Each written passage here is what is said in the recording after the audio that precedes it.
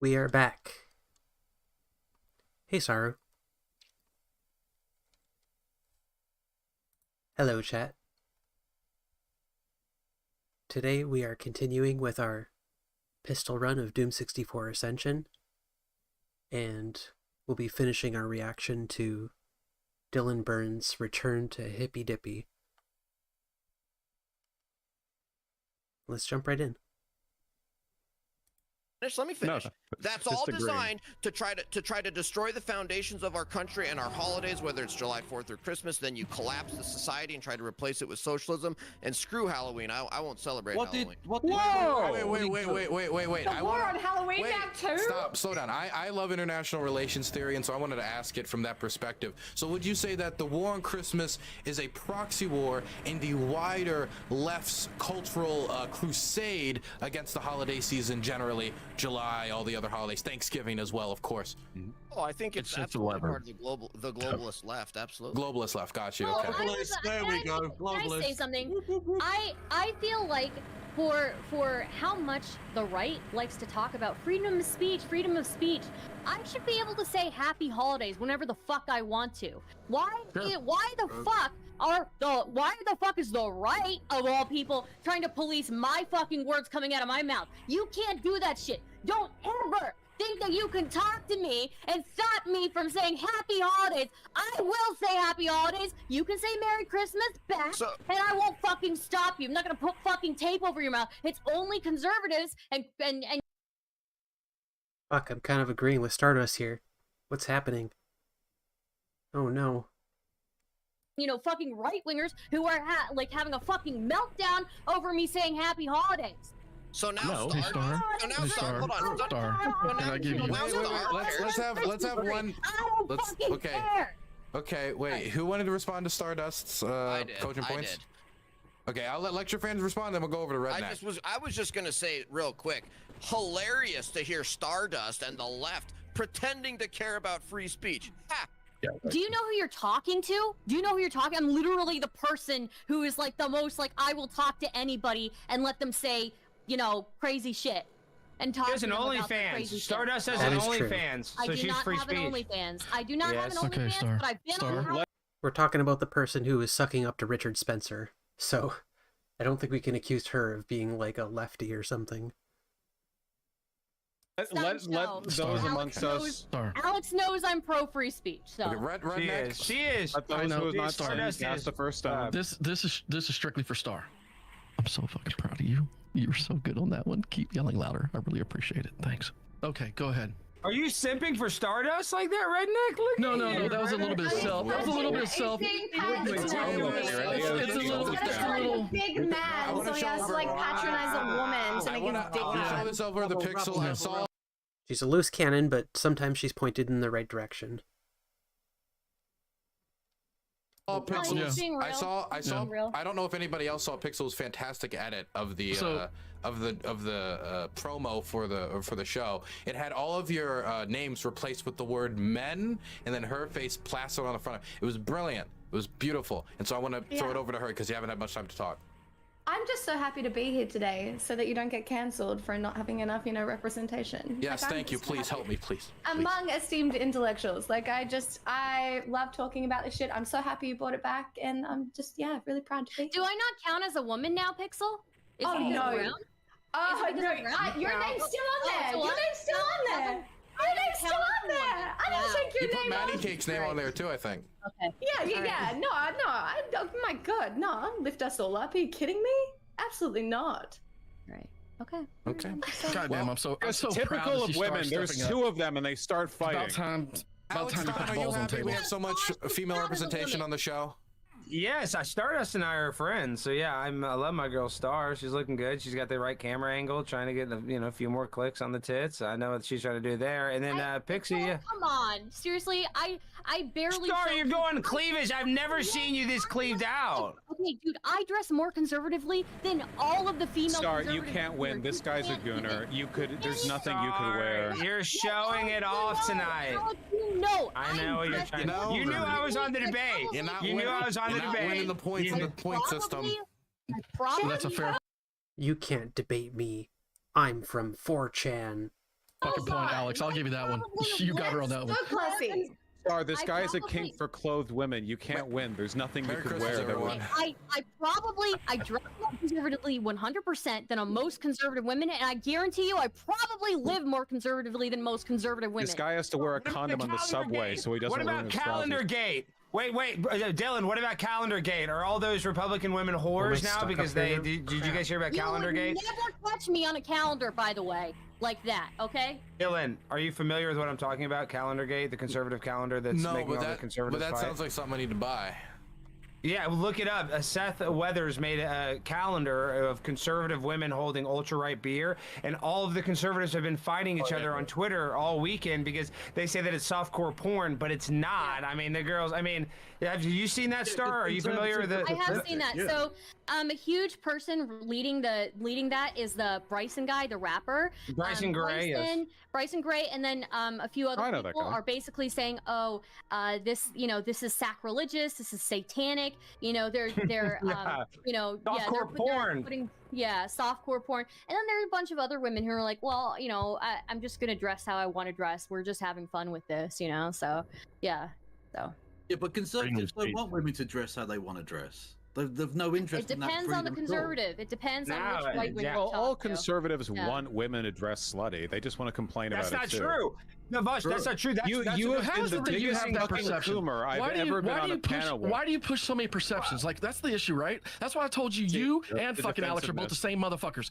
You're both motherfuckers are the same. You just need to look at the mirror. You motherfuckers are Well, exact we're same. both cartel You supporters claim- for different reasons. That I'm not the same as bullshit. Vosh You by guys, any you means. guys I'm both the sit super online and blunt, talk very out your unique. asses without. You just say the stupidest I of want shit without that. ever actually thinking about how it applies to the actual people on the ground. Wait, what did I say? that It's- was this true? is- talking about? What the hell are you talking Okay, I about? can start. I mean, Hold I'm on. a I can start. comedian. Alex, I say Alex, lots of stupid Alex, shit. Alex, hold on. Alex, I'll be serious. No. I'll be serious. Alex, first off. Wait. Everybody quiet down. I'll give you a minute to do this, but then we only have 6 minutes left in a round, everybody. So I only need a minute to cook. That's it. Listen, Alex, I Let bro like your cook. jokes. I think some of your shit's some of the most hilarious shit in the world. But you do say some racist shit. You come out of pocket from your mouth. And I'm telling you, from someone that's been on the streets, you better be careful, because when you pop your mouth off the way you do online and some of the racist shit you do say, I'm surprised you were still walking with a fucking a solid grill. Just being firm and telling you from a transracial racist here. And you Black vouch. Santa would knock all the this shit out of him. all this socialist bullshit that you talk and spouse, you never actually address who's in charge, though. You never address who's in power. Sure, it's all fun and games when everybody collectively helps each other. I'm a redneck. I'm a fucking farmer. We're the original socialists, remember? But guess what? You never address that. So all your points are always from a point of privilege. You and Alex are the both same white cucks in the world, talking all this shit from opposite polar spectrums, and you're not looking at the people in the middle. That's the point I want to make. Too much of this bullshit's happening these days, and I came out here to get this point across. Fuck Israel, fuck Ukraine. All this war is about money. The trafficking that's happening down south is about kids and their fucking lives. The topic And is if you, Christmas. I'm bringing it all together because I know I'm gonna get voted off. Fuck this. It's all about money, and the presents need to be freedom and your Christmas. humanity. It's a war on Ukraine Christmas. Really good job on Ukraine this. and That Israel. What was the are topic together. even? You got it. That was I've such a completely good soapbox. forgotten. It was very Dixie, good. Let me just rebut one thing, that I make racial jokes. Of course I do, but I hire and employ multiple black people. So to think that I would ever be racist, Motherfucker, I don't care if you He hire also them. I don't makes give a fuck. They underage should punch your sex ass out for saying that shit in Minecraft. Look, dude, it's point blank is this. What are you talking Most people about? that make I was these racist. comments. Why would I have so many African American employees? I wouldn't surround myself with them. Yeah, if can I I just point was out? racist. Yeah, can I You were wait? talking Can I, A can fucking I quick- slave master had a whole bunch of black people around him, you dumbass. What the fuck you trying to say? Okay, I okay. swear, Let's I'm reel it not in. saying I don't. employees, We're not. people We're I talking. love. Okay, everybody. I'm gonna ask everybody to quiet down because we're going towards kicking people. Because it's the end of the round. We only got 4 minutes left. So since we only got 4 minutes left, everybody, why should you stay another round? I'm gonna start with Kevin. I don't really give a fuck if I stay another round or not. I just want to point out that Vosh, being the dirty slut that he is, they were talking about cleavage. He gets his tits out straight away. Outrageous. Vote for me. Don't vote for me. I couldn't give a fuck. Much love. Awesome. Alex. Pimp on a blimp, always and forever, baby. Let me fly high tonight. Let's go. We're just getting started. We're just turning on. We're up to like 4 or 5. We're gonna try to get these things to 11 tonight. Okay. But what does 11 look like if this is 4 or 5? Bad, Dylan. Bad to the bone. Ba-na-na-na-na. I'm serious. It's gonna get wicked and wild, like a Will Smith song. Lecture Wicked fan. Wild Wild West. Oh, right, it was Oh, War I'm on obviously Christmas. the only rational one here. Man, so. that went off topic. Okay, well, that's a good point. A Pixel. Can I stay because I'm pretty and I'm looking for a husband? Okay, there's an argument.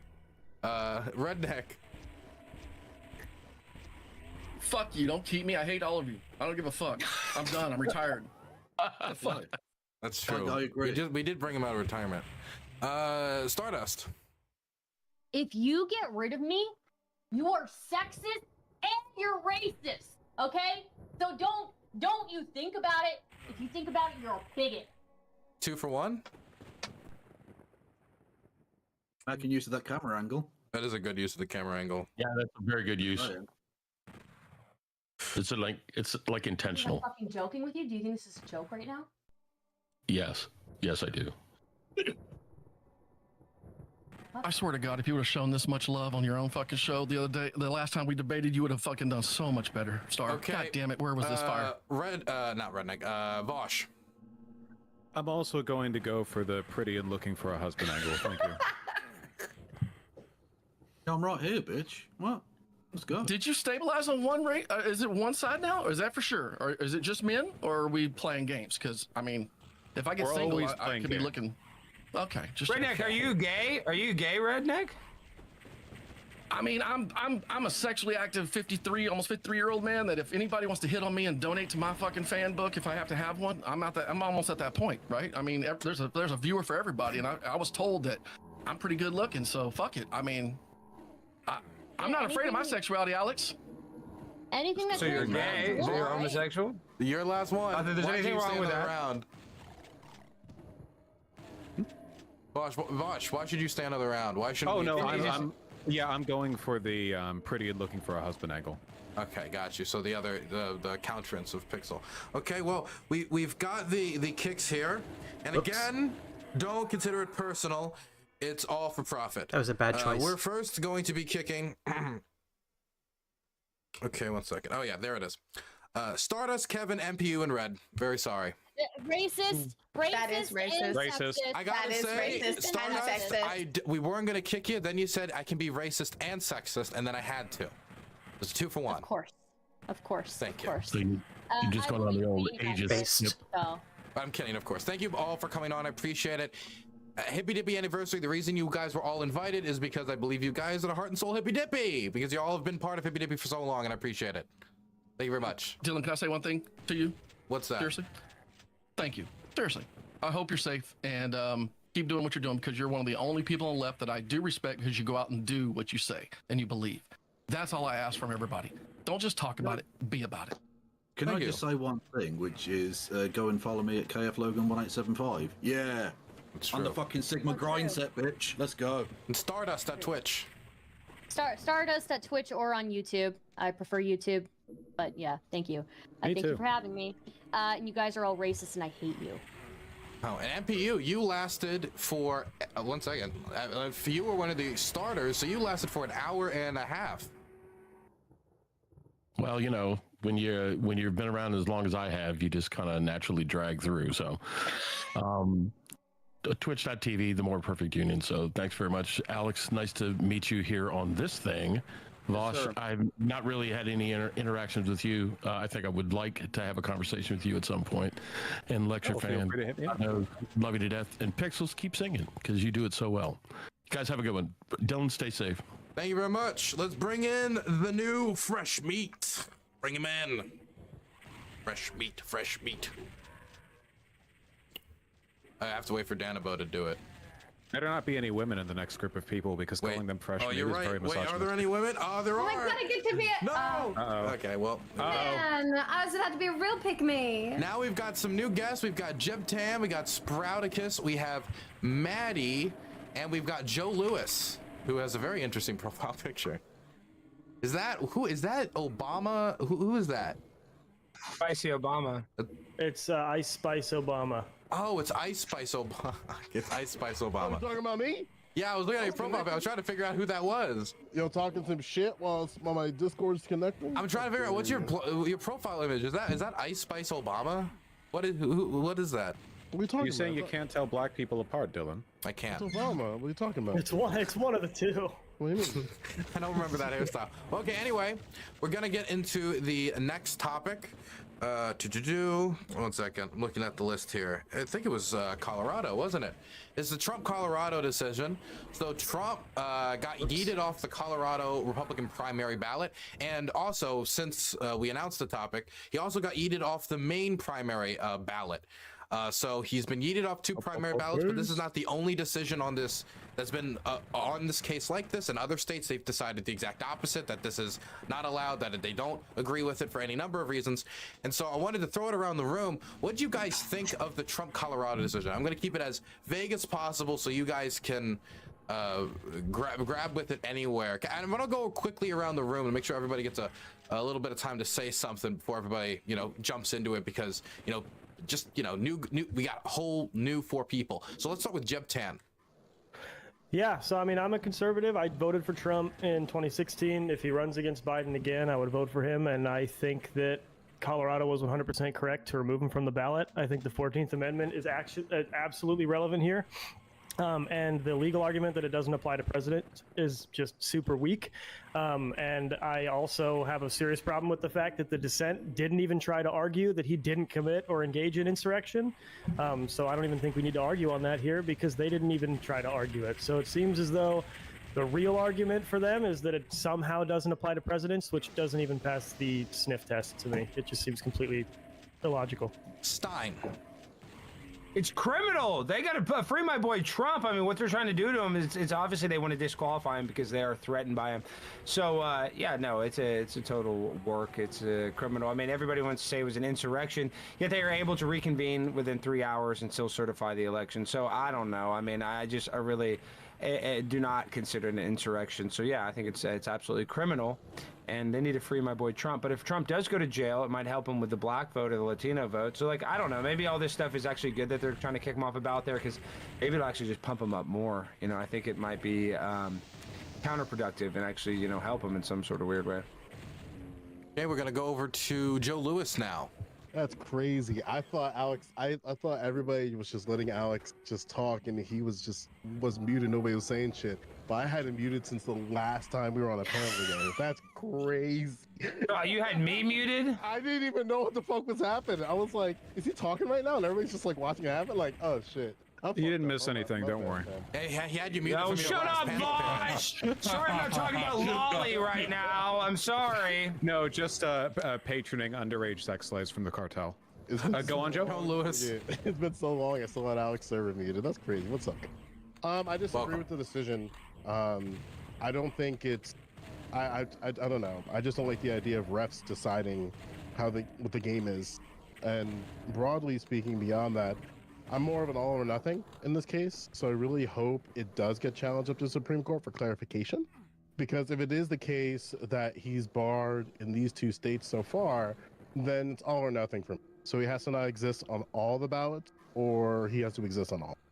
I think when you have a situation where you're basically barring Republicans of deciding who the presidential candidate is, I take an issue with that, regardless of political ideology and stuff like that. So I hope Republicans are ready to fight for something like this for the clarification. Because once we get the clarification, that's fantastic. And I understand the argument, 14th Amendment. I just don't really agree with it on the principle.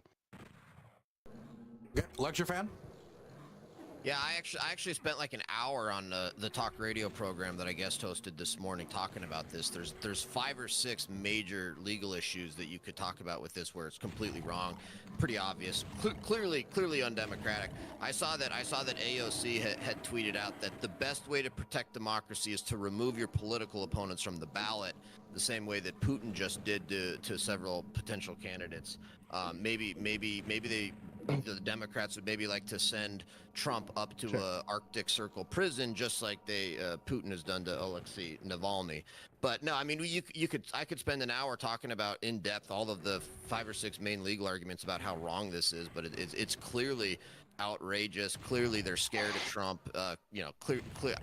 I don't know if the Supreme Court will take it. It's just so wrong. And Trump is like 36-1 on all of these. And I think you're wrong, Dylan, that he's actually been booted off the ballot. I think in both Colorado and in Maine, both of those bodies that made that decision actually said, we're gonna put our own decision on hold, and actually Trump is gonna go on the ballot, even though we want to look cool at the cocktail parties and say, yeah, Trump was an insurrectionist, even though he clearly wasn't. All he did was challenge.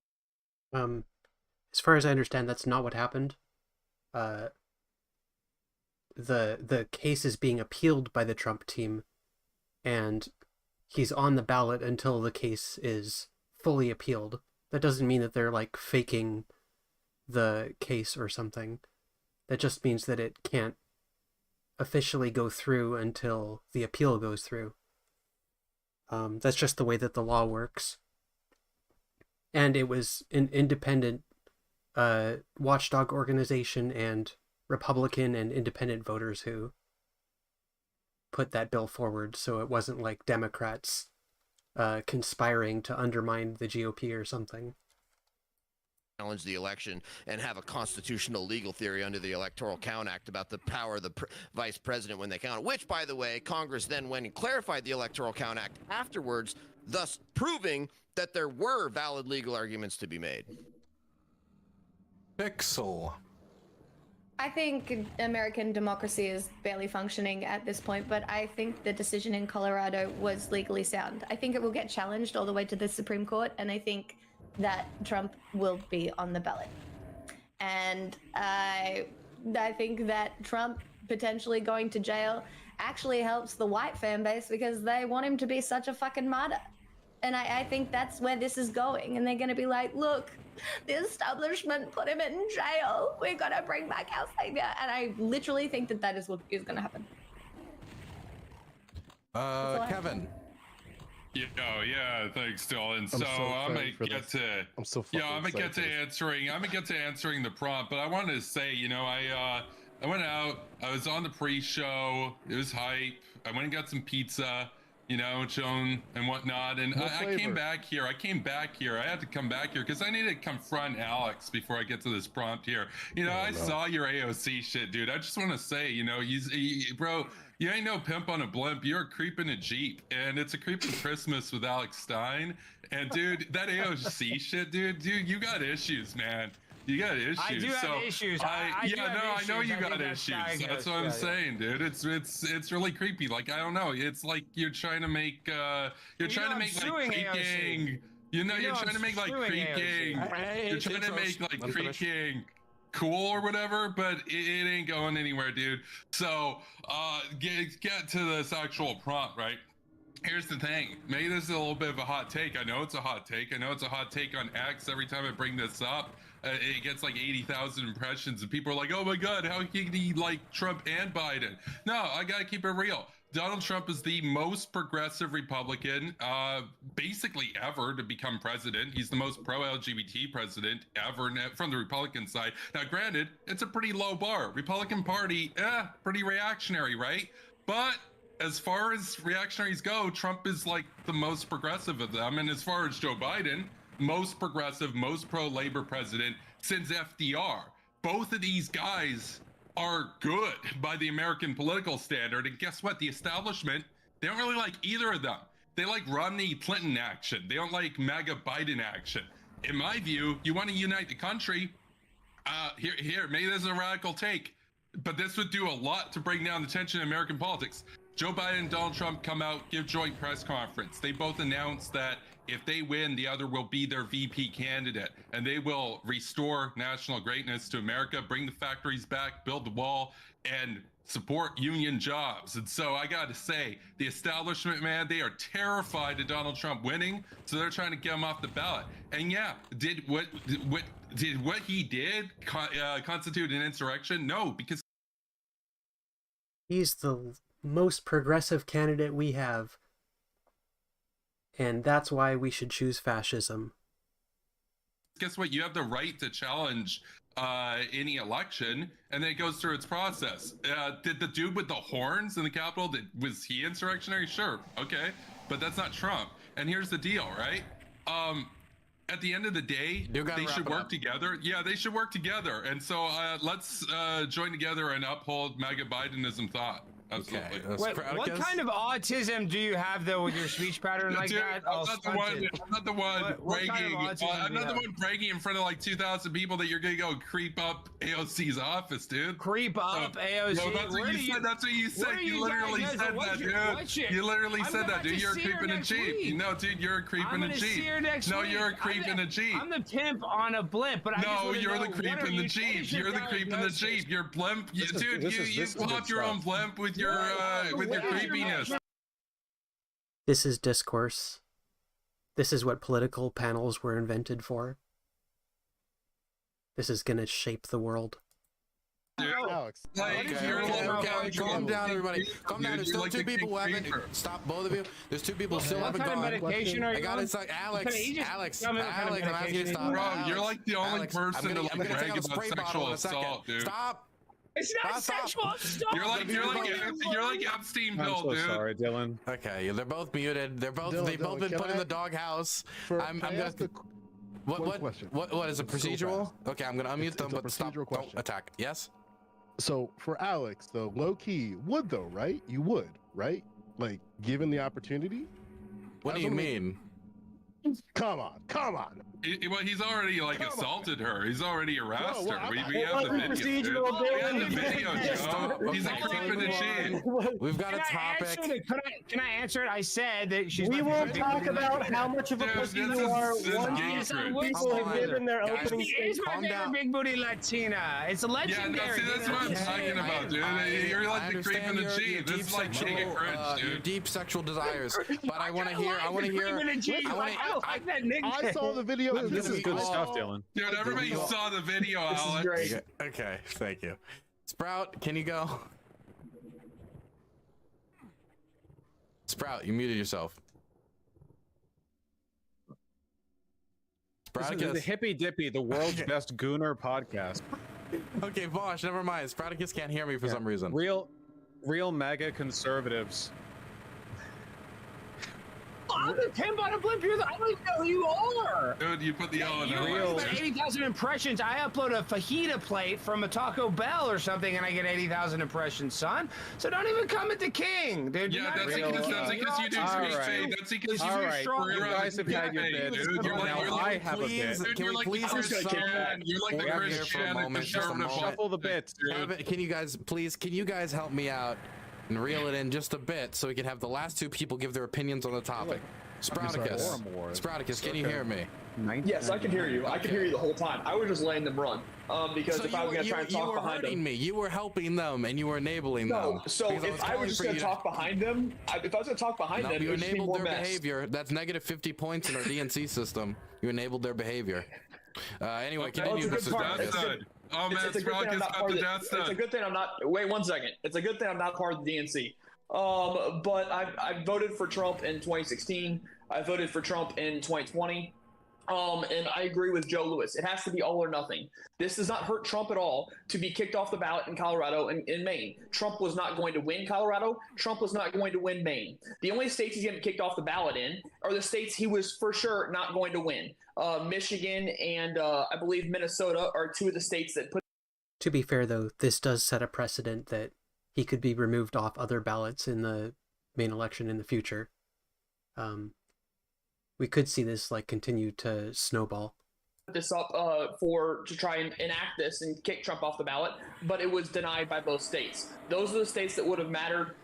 These two states that have done it don't truly matter in the long run of things. Hey, look. But ultimately, it has to be all of them. It's the Hippy Dippy podcast. It's going to go to Supreme Court. The way the Supreme Court's leaning right now is they're going to side with Trump, and that's how procedurally it's going to work. Now, do I agree that Trump should be kicked off the ballot? Potentially, yes, but it would take a guilty verdict by the court, and anyone inside the United States is considered innocent until proven guilty. It would take a guilty verdict by the court of something that would allude to insurrection or the harboring of such insurrectionists. Now the last person is Vosh. Yeah, I think I agree with that, and with what Joe said to an extent. So Donald Trump did it. He deserves to be kicked off the ballot, but it needs to be done at a national level. I mean, ideally, this should be a criminal thing. He should die in prison. But, you know, we don't live in a perfect world, and there's no such thing as impartial judicial activity. So, you know, the only states that are actually going to rule correctly on this, even if they decided to make a national issue of it, would be blue states. He wasn't going to win anyway. In a fair system, this would be a fair and fine ruling. But in the current one, I think it's just going to fuel the persecution complex of, you know, Trump supporters, though that hasn't really been working out that well for them. You know, like Donald Trump is currently saddled with half a dozen trial cases he's running between, and I mean, conservative media is barely even picking up on them anymore. I mean, you know that fully like 50 to 70% of Donald Trump's waking days are spent listening to lawyers tell him how fucked he is or how he's out of money. And given that environment, I don't know if another railing from the criminal justice system is going to lead to that much of a persecution complex. Like, how much can you oversaturate that pot? Eventually you'll run out of shits to give. I don't know. I guess I don't really care that much. The Supreme Court's going to overturn it unless for some reason they do a wacky gamer move and don't, in which case I care about it very much. Yo, I got a question. Yo, I got a question for all the Orange Man bad people here, though. I just got a quick question. Would you rather, Ron DeSantis then come in and do all of his reactionary BS and basically wage, you know, transgenocide, etc., or would you rather have Donald Trump, who is, as I said, the most progressive Republican? Wait, stop for a moment. Wait, stop. Trump. Yeah, probably Trump. I think Trump would be better than DeSantis.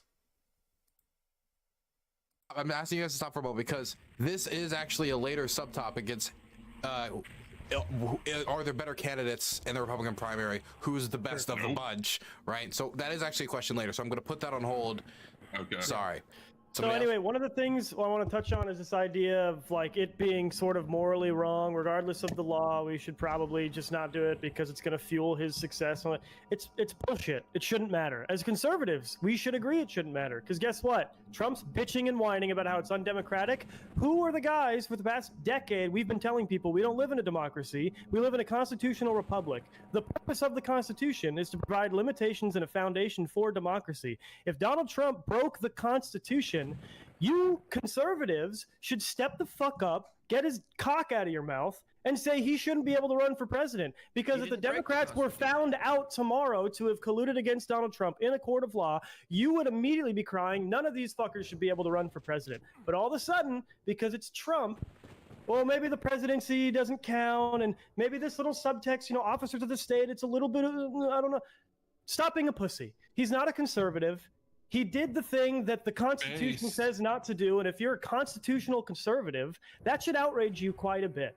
So in terms of should we let Ron DeSantis do transgenocide, I don't give a fuck. It should not matter about anything other than did Donald Trump break the law.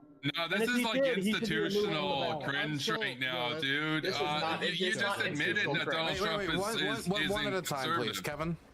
Yeah, yeah, like conservatism it's pretty cringe. And as I said, Donald Trump is, again, as far as Republican politicians go, elected to presidency, most progressive in history for the U.S. Now, granted, you're right. Yeah, he spent way more money you can say it's a low bar, but what I'm saying is, all progressive-minded people should have one at a time. I can't hear anything. All progressive-minded people should have critical support to Donald Trump over Ron DeSantis, Nikki Haley, Chris Christie, and all these other goons who, guess what? If you took Trump off the ballot and you just said he can't run, that wouldn't go over too well, and he has like 70 million loyal supporters that would say, no, we want to be able to vote for him. But even if you could just say, no, he can't run, or, oh, he's in jail. By the way, if he goes to jail, he still probably has a 45% chance of winning. But let's just say he can't run. Okay, so then what do you wind up with? You wind up with the dude from Florida who wants to basically genocide all the trans people in the country. You wind up with Nikki Haley. You wind up with Nikki Haley, who basically basically the wants to go and argument is that can and let him the finish. dissent did not argue against it. No, The dissent dude, didn't it's even my argue turn to against it. speak right now, dude. You gotta calm down. You gotta calm down. So, or you wind up with Chris, or you wind up with Chris Christie, who's the biggest shill for the dismantling and national dilapidation of the United States in the interest of the corporate establishment. Okay, Kevin, I gotta ask you. You said that if Trump goes to prison, I Whoa. don't know, let's say he went to prison all for the classified documents thing, or who knows what it was. Yeah, whatever. It doesn't matter what If he went to prison, you said that he has basically like a 50% chance of winning? No, I don't. I think Biden has the advantage, and I think if he went to jail, Biden would still have the advantage. But what I'm saying is, I wouldn't be surprised. Do you think that would help or hurt him with independence if he went to prison? I wouldn't be surprised if 9 times out of 20 you ran that simulation and Donald Trump gets inaugurated, but from prison. So he has to get inaugurated via proxy. 9 times out of 10, he could get inaugurated. 9 times out of 20. I said 45. I said 45%. I think Biden has the advantage. By the way, if you ask me, who would I rather have, Biden or Trump? I'd rather have Biden, but I also rather have Trump as his VP. I'd rather have Trump as his VP than Kamala Harris. Got you. So you're for crying out loud. He's got to get rid of Harris. So man. you're like that Batman guy, Two-Face, right now. Is that's what's going on? No. They're very similar. They're fundamentally. Both protection This is crazy. This is absolutely insane. Very similar. They're both progressive-minded people. They're both for the self-reliance of the American. Two alphas could share the platform. Is he saying Trump and Biden are the same? Sounds like an online lefty, like a tanky or something. Trump's bravest soldier has now said conservatism is cringe and that Trump is the same as Biden. So enjoy your comrade. Boys. Yeah, well, I'm not a conservative. I'm a progressive nationalist, dude. Okay. Jeff, he even stated it doesn't matter. He even stated it doesn't matter what crime Trump goes to jail for, which is absolutely insane. Yeah. If Trump goes to jail for it, I'll let you talk the entire time. I'll let you talk the entire time. If Trump goes to jail for an insurrection-related charge, the 14th Amendment is directly implied. If he goes to jail for an insurrection-related charge, then he is disqualified for running for office. Point blank. There's no questions about that. It's a political thing. Yeah, right? I do need a stream. It's a political thing, dude. It says if they did this and he's been found guilty of it, then he is not allowed to run for office. He's not eligible for office. Yeah, but then you look at his opponents. You look at Clinton's, for example. Guess what? They weren't even prosecuted. You know why? Because it's a fundamentally political prosecution. Even if he's guilty. The reason why.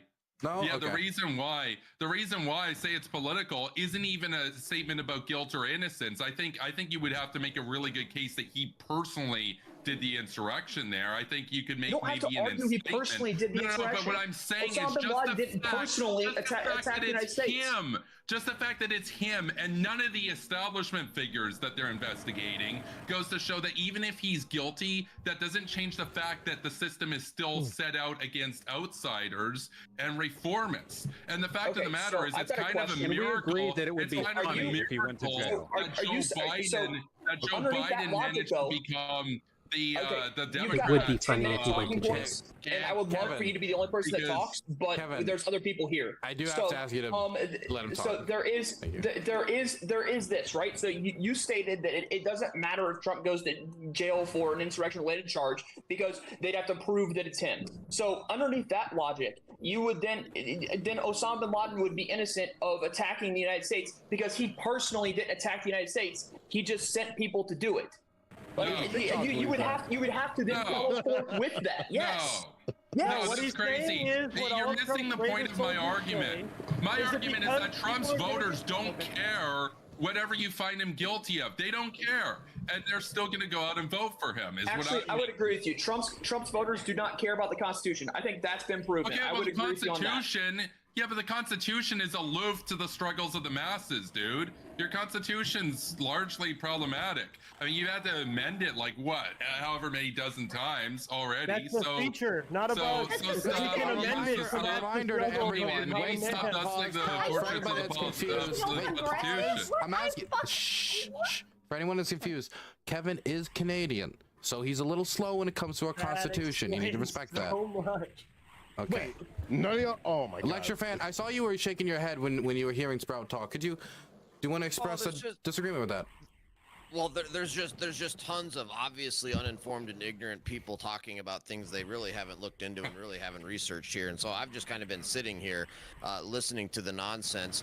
I don't know who the guy in the Steelers hat is that said Trump violated the Constitution. I'd ask him, what the hell are you talking about, dude? Sure, let me answer that. So, what provision of the Constitution and how and what court found? By the way, Trump has never been charged with an insurrection. Just throwing that out there. Let me answer your question. We really got to get on that. Yeah, the 14th Amendment, Section 3 says anybody who is engaged in insurrection or provided aid or comfort, or provided aid or comfort is ineligible to serve as an officer of the United States, and it does not require a criminal conviction, just like impeachment doesn't require a criminal conviction. The Supreme Court could tomorrow say Congress gets to decide, and Congress could get to decide. I agree the Supreme Court should clarify exactly by what means he could be ruled ineligible, but I agree in essence that he did give aid and comfort or engage in an insurrection. About something else. I thought you were talking about something else. If you're actually saying he engaged in insurrection, that's laughable. All right, got it. No, I mean, is it laughable? Because I don't think. Is it laughable? Hold on. 1 second. We might have a source on that.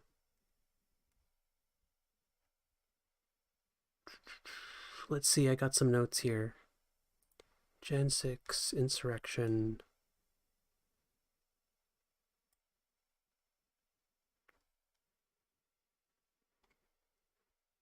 Got that. We got that. We're looking for the January 6 committee final report.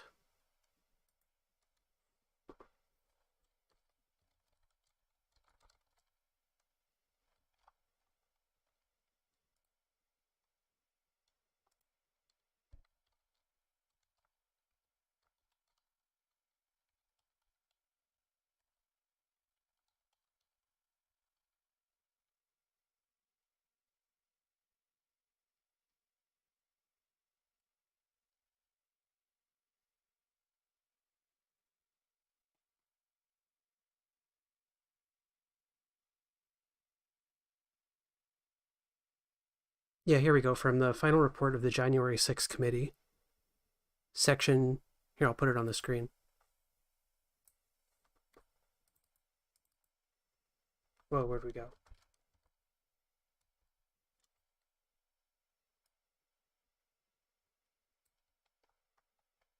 Let's zoom in there.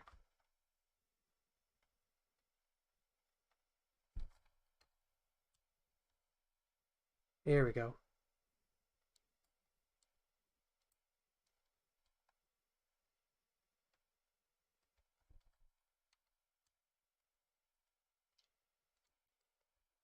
Section 2383 of Title 18 of the United States Code applies to anyone who incites, sets on foot, assists, or engages in any rebellion or insurrection against the authority of the United States, or the laws thereof, or gives aid or comfort thereto.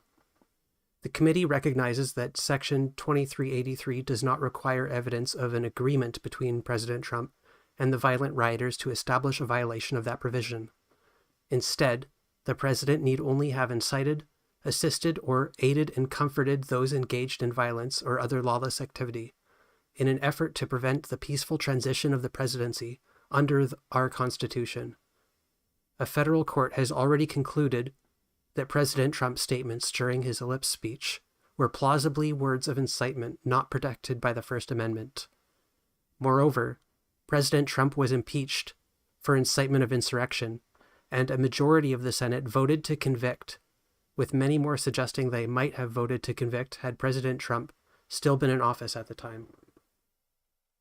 So, if it's laughable, then a majority of the Senate's position on the matter is laughable as well as the January 6th committee, which is a neutral party, as well as many Republican voters and neutral watchdog organizations.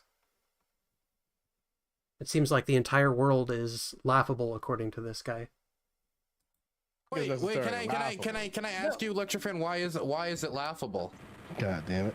Okay. Because it's absurd, because challenging an election result is not an insurrection. Donald Trump had a legal theory about what Mike Pence could do under the Electoral Count Act and under the Constitution. Again, that's not an insurrection. If simply burglars have a That's not true. Trump knew that Pence had no legal ground to stand on at the time of that, at the time of the insurrection. He was informed multiple times prior to that. This was like his last-ditch effort to find some other way to overthrow the results. Legal theory on or what they can do to sending your house. separate electors, or objecting to electors, or doing. Don't actually being like Lots of Democrats would be guilty of that too. I mean, I could go on and on. There's a whole bunch of different reasons. Purposefully interrupting a legal process that, if delayed or interrupted like completely and not able to happen, would violate multiple state and federal laws in terms of in regard to the peaceful transfer of power? Is that not insurrection? Purposefully delaying or trying to stop. Here's the other thing that you know. Okay, after, by the way, after Lecture Fan, we're gonna have Joe Lewis. He's been waiting. Okay. Hell yeah. There's something called United States Supreme Court precedent about how to interpret constitutional provisions. Sure. And one of those says what you do is you actually look to the original intent of the drafters, and the original intent of the drafters of the 14th Amendment was to prohibit people that had served in the U.S. government, had taken an oath to uphold the Constitution, and then fought for the Confederacy in the Civil War. And so when you actually go to interpret a provision like that, and I know you don't know this, so let me explain it to you. I do. So when you go to interpret a provision like that says insurrection or rebellion, you go back in history. Yeah, calling it a legal theory is like so snakish. Like, he was taking any avenue he could to overthrow the results or to find some way to undermine the process. He went down literally every single avenue. It wasn't a legal theory. It was him desperately throwing shit at the wall. To what the original drafters meant, and what they meant was something akin to the Civil War. And so by you saying that what Donald Trump did on January 6th, by telling people to peacefully protest and then making constitutional and statutory legal arguments under the Constitution and the Electoral Count Act about the vice president's power, you're basically saying that's the same thing, and that's on par with the American Civil War. No, so what you're saying is they've never... Hold on, let me finish. Hold on, let me finish. You're saying they've never invoked the 14th Amendment. Shut up, dude. Let me finish my point. Wait, stop, everybody. Can you guys give me a second? Okay, we only have a few more minutes left. So, Lecture Fan, finish your point. You got like 15 seconds, but you got to make it quick. Then we have to have Jeb Tan respond very quickly, 10-15 seconds. Then we're going to go to Joe, because Joe's been waiting. We got to get through this quick. And I think, Pixel, have you been waiting to say something too? No? Okay, then we'll go with that, and then we're going to wrap it up. Okay. Go ahead. It's just classic for liberals and leftists to interrupt me like that, because they can't handle the truth. Leftist? Was that me? I was just trying to give the guy in the Steelers hat, whoever that leftist is. I'm not a leftist. I'm actually a conservative, and so I want someone who doesn't sound like it, man. Doesn't sound. Yeah, like and this is what I'm trying to point out. So you're saying the 14th Amendment has never been invoked in times other than the Civil War. It had to rise to another Civil War, or has it been used since in cases where not very many people died, and they just committed a rebellion against the United States in a limited sense? The insurrection clause has never been used to disqualify somebody from the ballot. Yeah, it hasn't been used to disqualify exactly from We used to build things in this country. We used to do new things in this country. Now it's all, oh, we can't do this. Oh, we can't do that. If we can get Trump on this, you know what? Right. I say we can. Why do you doubt America? But my base point here is your idea that your idea that it can only your idea that it can only be used in literally the Civil War, Lecture Fan, is the same logic that progressives. Lecture Fan, I know you finish. We don't have any time. You gave up your time, dude. Is the same logic progressives have been using to say that the Second Amendment only protects muskets. We say that if the Constitution leaves something vague, you need to assume that it is protected, not that it isn't, or is included, not that it isn't. So when the officers of the United States are included, or insurrection or rebellion is included in the language, and they don't specify it needs to be as bad as the Civil War, then we need to assume that it includes things that aren't as bad as the Civil War, not that it excludes things, just like we need to assume that the Second Amendment includes AR-15s and doesn't exclude them, because we assume that the Constitution is broad, not narrow in its protections. You don't know what you're talking about, but... Okay, Joe Lewis, wrap us up. Yeah, I mean, I think it's fair to say if we bar Jefferson Davis, we should probably bar Donald Trump, but I think that's the argument for the lawyers to make in this case. right? Like, I kind of agree with what your fans kind of is saying a little bit, but I do think that, again, and Jeb agrees with this too, that should probably be clarified by the Supreme Court so they can kind of squash this in the bud. I think it's a beholden of Republicans to bring forth that argument, though. I think they should advocate for the Supreme Court. It's a matter of, like, clarifying that it's a social and political institution. But yeah, that's it. I mean, this should be clarified. Okay. But again, also too, I just want to say, fuck Jimmy Carter, that piece of shit cuck, for actually pardoning that nigga. It's crazy to think that Jimmy fucking Carter pardoned Jefferson Davis. It's fucking ridiculous. But anyway, Joe, look, this is my Joe Louis haircut. My Joe Louis haircut. You like this? Oh, wow. It's too white for me. I'm sorry. Okay, you're not looking at the screen. Oh my God. Wait, hold on, wait. It's an Alex moment. Is it gooning or racism? Wait, I'm not looking at the screen. Is it gooning or racism? The Reaper calls. I don't know. I didn't take my DEI pills today. So I have the people that were kicking. All I have decided. to go. Kick me. Are you kicking me? I have to go. Yeah, you're on the list actually, Stein. Goodbye. No, I can show you the list. You want to see the list? Well, first of all, you're lucky to have me. I'm the pimp on a blimp. Everybody needs to watch my Blaze TV show on Tuesday, Wednesday, Thursdays at 6 p.m. to 7 p.m. Central Time, and it's always a blast. I hope we do this more. You know, if I didn't have such a busy schedule, because, you know, oftentimes I'm about to go on the campaign trail with Vivek Ramaswamy. I'm about to go on Tim Pool January 8th. You're campaigning with Vivek? Yes, I am in Iowa, and so damn. No room on the Trump campaign, I guess. Well, actually, I just was the keynote speaker and MC at the New York Young Republicans Club, where Trump was the, you know, whatever, the person of honor. So I was just with Trump. I love Trump, but I mean, I'm going to go help my boy Vivek. He's a 9/11 truther like me, so him and I are vibing on a lot of different levels. But that's neither here nor there. I just want to say thank you. I'm on the rise. I'm the pimp on a blimp. Bosch, I know you brought up Lolly a bunch. That's kind of a weird deal, but I'm going to let you just do you, because, you know, Right, get back to your second monitor and whatever you have on there, man. Go for it. Well, I'm about to go eat some Chinese food. But I just want to say I love you all, Joe Louis. I think you got the most swag on the panel. I hope you stay all night. The guy at the bottom. I actually like your autism, and I am the creep in the Jeep Cherokee with the Bose system, 22-inch rims. I love Jeep. It's a great car brand. It's been one of the best, most popular car brands. So if I'm the creep in the Jeep, as long as I'm getting some dome, you know, I'm causing pain in the turning lane. That's just how I am on the pimp on a blimp. So I love you guys. This has been a pleasure, and I'll speak to you again very soon, I'm sure, Dylan. And stay safe. You're in Maryland. You're not in Ukraine anymore? I got back for a bit. I'm going to be here for a few months. I think Baltimore's more dangerous than the Ukraine. All right, I love you guys. Tomorrow, actually. Damn, this man is really bring your bulletproof vest. I'll be fine. Oh man. See you later, man. You have a good one. Peace. Next is Kevin, man. Sorry, people didn't vibe with your Marxism. Your Bidenism, Trumpism. I liked it. They'll come around in time, so let's uphold MAGA Bidenism. Institutionalism is aloof to the struggles of the masses. And go follow me over on X at Kevin Castley, YouTube Superpower Broadcasting, and Twitch Superpower Broadcasting. Peace. Okay, Sprout, you were thrown out. I'm very sorry, my good friend. Damn, what the fuck? You are old soul Hippy Dippy, and I'm happy that you came here, and I'm really happy I got to get you on. Oh, you're good. Feels like a cheap shot. I don't know if it's the same judges as last time, but someone has my name. The Dylan Burns TV judge system's very fair. I can assure you. Okay. Well, as long as the system says the system is fair, I think that's beneficial. But no, I appreciate the invite. Look forward to the next conversation. I apologize the chat. This conversation was kind of short. But yeah, look forward to next time. Appreciate it. Yeah, appreciate you coming on, man. Thank you. Yeah, no problem. Okay. I tell you, our judge system is great. Judge system is fantastic. It's wonderful. Oh, also, before I kick the last two people, somebody donated $25, and as everybody knows now, I take money to ask people questions because I exploit my guests viciously. What do you guys think of the new Argentinian president? That was a question. A thumbs up or a thumbs down from the crowd? Awesome. You like him, lecture fan? Oh, love Didn't it. that nigga backpedal on like half the shit he advocated for? I'm very excited to see what happens, is all I'll say.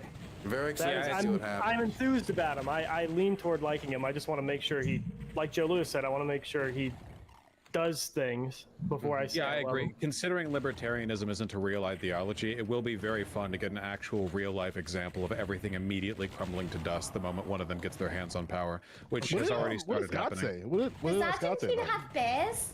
Well, Vosh, all of the South Americans are fleeing the socialist governments. You realize that, right? Look at Venezuela. They're all trying to flee because that's what happens with socialism. Yeah, and people are pouring into Argentina right now. That's true.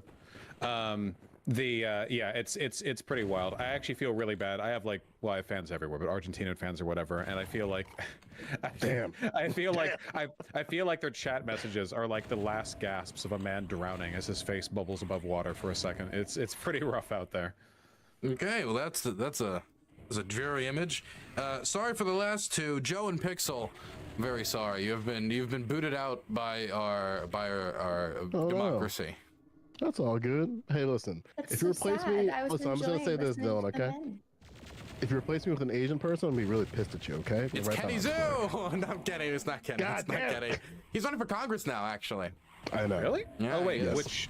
Which Kenny Zoo state? was I only know one way to explain to people who he is, and I don't know if I want to bring it up. That's the white guy, right? Yeah, it's the white guy. Yeah, you get it. See, everybody's been saying it except me. I just want to say I've been dodging the allegations very well for 2 years. Okay. Yeah. Well, I hope this continues on a lot after this panel, Dylan, because listening to men. Oh yeah, listening to men talk over each other fulfills a very specific need of mine. I can't ever tell if Pixel has a good time on my show or not. I do. I have a wonderful time. Yeah, it's absolutely great, and I hope it keeps going because it's great. Thank you. So you like the one-off? You like the comeback? You want it more? I mean, I mean, for sure, I want it more, and it would be really good to actually get to say a few more things on it. We should have this Rumble, except with just women. I know it would just be Stardust and Pixel talking, but I think it'd be very interesting. Does Dylan know any more women? Well, actually, no. How about this? You try to see how much money you can throw at Aristocracy's Patreon till she shows her face. I think you should do that. All right? She did a face reveal and she's cocking her whole audience. Wait, she did a face reveal? She did a face reveal? She's supposed to, but I think it's a good opportunity. Hello, welcome to chat. Okay, we got a schedule. We're talking about Aristocracy face reveals now. Okay, come on. I just want to see Zionist show their fascist face. That's all. All right, I'm gonna go now. Let me out of here. On the way out, But let me out. On the punches on the way out. Okay, Danabelle, bring in the new people. Bring in the new wave of fresh meat. Wait, before we do that, you three, did you expect to get to this point? We're getting close to the finals now. Jebtan, you're probably the underdog here. I'm surprised you got through last round. Congratulations. Thank you. Thank you, Lecture Fan. You've been holding in since the start too. Since the very start. Dude, I was glad all the way back to Raj Royale. Yeah, I was glad that it wasn't about the war on Christmas still by the time I came in. That's the one I thought I wasn't going to survive because I could not give less of a fuck about a war on Christmas. And Vosh, can you believe you made this far as an up-and-coming streamer? Yeah, with the shirt that I'm wearing, no, it was never a surprise to me. That's true. I came in with the pro snap. I knew I was here for the whole time. Fantastic. Well, welcome everybody. Turk, old soul of the show for the conservative side. He was our regular. You know, in every wrestling card, there are the people who go out and do the matches and keep the industry up. Turk was one of them, and I appreciate that greatly. Counterpoints, another one of them, and somebody who respects the panel game very much. Very happy to have him on here, and I liked his Hippy Dippy shoot-off series. I don't know if anybody saw those, but he did a shoot-off Hippy Dippy independent version of it, almost like what would you call it? What would you call it? Offshoot? Copyright infringement. That's what I would call it. That's a good point. I didn't think about it. Hey, Pisco, we should talk later. We got some conversation. Sure. And of course, I haven't talked to James in forever. We got James on the show. James from the internet. Happy to have you on again. We haven't talked in forever. Happy to have you on. Mellow greetings, Dylan. I hope you are well. Thank you. Would be a thing, yeah. I just want to, because everybody heard earlier, I was very sad to see that Alex Stein once again fleed from me, and I'm very sad that I didn't get to ask him what Marjorie Taylor Greene tastes like. So I'm pretty sad going into this part of the debate now, but I'm going to try to pull it together for you and give you a time. Yeah, Dylan, you need more fat ass Latinas next time to keep him in the whole while. He'll keep Vivek waiting if you have the right bait laid out. Dude, they are a match made in hell, those two. I love that Alex Stein attached himself to the worst performing GOP presidential candidate. I don't know if you guys saw Vivek just a few days ago. He announced he's canceling all ads in Iowa and New Hampshire. So yeah, he heard Alex Stein was advertising on his behalf, so he knew he didn't need any commercial. Okay, IRI. Dylan, Happy to have. Wait. Let me finish quick. Vivek, I'm sorry. Hate to do that. Vivek. IRI. Vivek. Happy to He's have gonna you be done with his IRI. campaign before you know how to pronounce it. Happy to have you, IRI. The fake. Yes. Glad to be here. Yes. Okay, so we're going to continue with the topic. Who wants to pick us up? Pisco, I know that you think about legal things every once in a while. Oh, yeah. So do you have any thoughts on the topic of Trump's Colorado Absolutely. Removal? Yeah, so I think that the opinion by the Colorado Supreme Court was absolutely well executed and correct on the law and correct on application of the facts. And I think that we should all agree that regardless of how uncomfortable it makes us, we need to enforce the Constitution. If the Constitution requires that Trump is disqualified, we have to follow that. And so the arguments about, is it prudent? Will it lead to bad results? Will it lead to good results? Those are almost not relevant, right? We would never say that of the Second Amendment. We would never say, will it lead to good results or bad results if we protect the individual right to have firearms, and the same thing for the First Amendment or any other provision of the Constitution that's mandatory. The only question should be, does the law require it? And so I'm sure Lecture will have a lot of reasons why he disagrees about what Section 3 means, but we shouldn't be sort of tied down in these arguments about outcomes and is it good for the country, is it good for the Democrats, because those, in my opinion, are totally irrelevant. Well, I like what you say here, Pisco, because you're actually wanting us to follow through the law and go through the proper process, as opposed to Jeb. You have no room to talk here, dude. You're saying we just need to go for it. Have the risk and just throw them out, dude. My night's going good. How's yours? The Supreme Court needs to clarify a process for disqualifying. I didn't hear him say that. He did say it, and I mentioned it in the chat. Dude, you totally wanted us to risk it as Republicans and not follow the letter of the law and go through the due process, dude. What do you mean? Jeb, you're talking out of both sides of your mouth, man. I said the Supreme Court needs to clarify the method for disqualifying him and the method for determining and then you said as Republicans we need to just risk it and go for it. No, you go all in or all out. That's what you were saying earlier. No, I was not the one saying it's all or nothing. No, that was the two dudes here and here that were saying it's all or nothing. I was saying the Supreme Court needs to clarify how they're determining he committed insurrection, and if he did, the Supreme Court needs to uphold the fact that he's not eligible to be president. Turk, just to tell us, I've heard him. Go ahead, sorry, Lecture fan. No, I was just gonna say it's literally not the job of the Supreme Court to do that. What the 14th Amendment says is that Congress has the power to implement that provision. It's not up to the Supreme. It's certainly not up to the state Supreme Court. How preposterous is it to think that, let's say it's 1870, and you're gonna ask the Alabama Supreme Court to make a decision about whether somebody's qualified for the. How stupid! They never intended this to be done by the state Supreme Court. What do you mean? The amendment specifically. Hold on, can you guys shut up for a second? Can you shut up for a second? Let him finish. Can they shut up and let me finish? Okay. It's literally the dumbest idea ever to think that the drafters of the 14th wanted the Alabama Supreme Court to make a decision on insurrectionists in 1870s, which is why they put in there that it's Congress has the power to implement that legislation, which they have not done. If Congress wanted to, they could have set forth an entire framework for how you criminally convict somebody of an insurrection. They get a jury trial, they get full due process, they can be sentenced, they can be removed from the ballot after that type of process. Congress hasn't done that. And the idea that you just let any random Supreme Court or any random, unitary, solitary. Any random Supreme Court? What do you mean? It's the Supreme Court.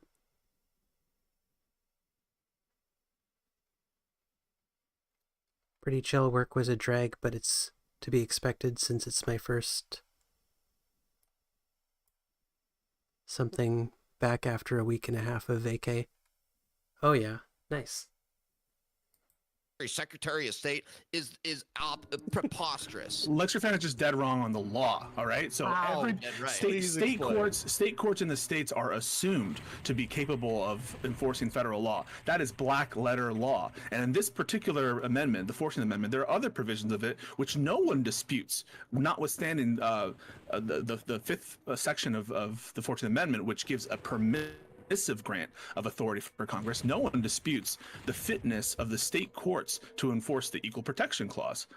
to enforce the due Yes, process clause. Hold on, but no, they do not. No, they do not. There are equal protection clause heard in state courts all the time. You're talking about the principle, not the application. No. I'm talking about state courts enforcing constitutional provisions. Lecture fan will support me on this particular thing because he knows state courts enforce the equal protection clause. He knows that state courts enforce, if they had to, they would be able to enforce the 13th Amendment banning slavery. No one sits here and thinks that Congress needed to pass a law in order to have slavery, the abolition of slavery be affected.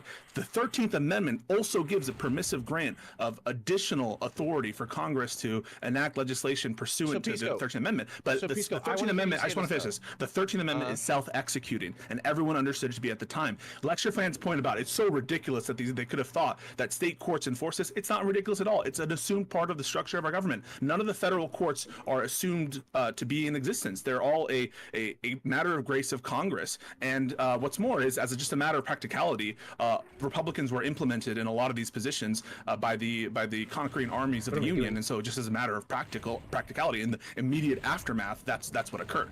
In Lecture Fan's defense, he isn't American, so he might not know a lot of this. Okay, so what I want to hear you say is that a state court, which I heard you say they're just as good as federal courts, they interpret federal law all the time, they interpret the Constitution all the time. Okay, so they should make a determination about whether or not Donald Trump committed the act of insurrection in a crime in a jurisdiction in which they don't have. Insurrection isn't a crime. It absolutely is a crime. So 100% a crime. We don't have to determine. Not in regard to the 14th Amendment. Let's be clear. It's almost like they should go through a jury trial and actually determine if it was. So this is not, or even an impeachment by Congress, which they failed to do after the election. Is a high crime and wait, let's be clear. Is a high crime and misdemeanor? Is a high crime and misdemeanor under the impeachment clause of the Constitution? Is that a crime? Sorry, so no. Say it again, just so I can answer it honestly. So, as you're aware, the impeachment clause of the Constitution specifies certain things that make one liable for the impeachment process, and that is high crimes and misdemeanors. It says high crimes and misdemeanors. When you go through an impeachment process, is that a criminal process? No, it's not. It's a political process. And this particular case, just like with fraud, there's civil fraud, there's criminal fraud. These concepts have different meanings in different contexts. That threshold. My point is they haven't even hit that threshold. Okay, so first you're just right now, and I don't know if you want to do this. You are right now currently saying and agreeing with me that criminal process is not required. So can we all agree on that? The criminal process is not required. No, okay, so that's okay. So I want some textual basis to support the contention that this is a criminal process. The penalty here is disqualification. It's not incarceration. It's not a criminal fine. It's disqualification. What textual anything do you have to support the notion that this is a criminal sanction? Yeah, when you say the word insurrection, that's a crime. Insurrection was a crime then, and it is now. Look in Title 18 of the U.S. Code. In those titles, there are punishments listed with the things that are being said. So yes, Congress cannot pass a criminal. Just to reiterate, a majority of the Senate voted to convict. So it is also a crime. Criminal statute and change what the Constitution says. You guys really think it's in the U.S. Code. That'll it's make already there. Fan not be wrong on this. Well, I just want to be clear. So Congress could. Congress could. One second. Okay. Whoever and literally every court that's looked at it has agreed with me, besides Colorado, by the way. We're 35 and wait, no. That is not true. I want to make sure everybody gets a chance to talk. Does anybody in particular want to talk? I just want to make a list, make sure I know who wants to. Okay. Yeah, I have one thing to say, and that's all I have to say on this. Okay, one second. Keep your hand up until I tell you to put them down, so I write them all down, jeez. Good job, Connor. Okay, you guys, put them down. Okay, we're gonna start with letting Pisco finish his point, then I'm gonna go down the list.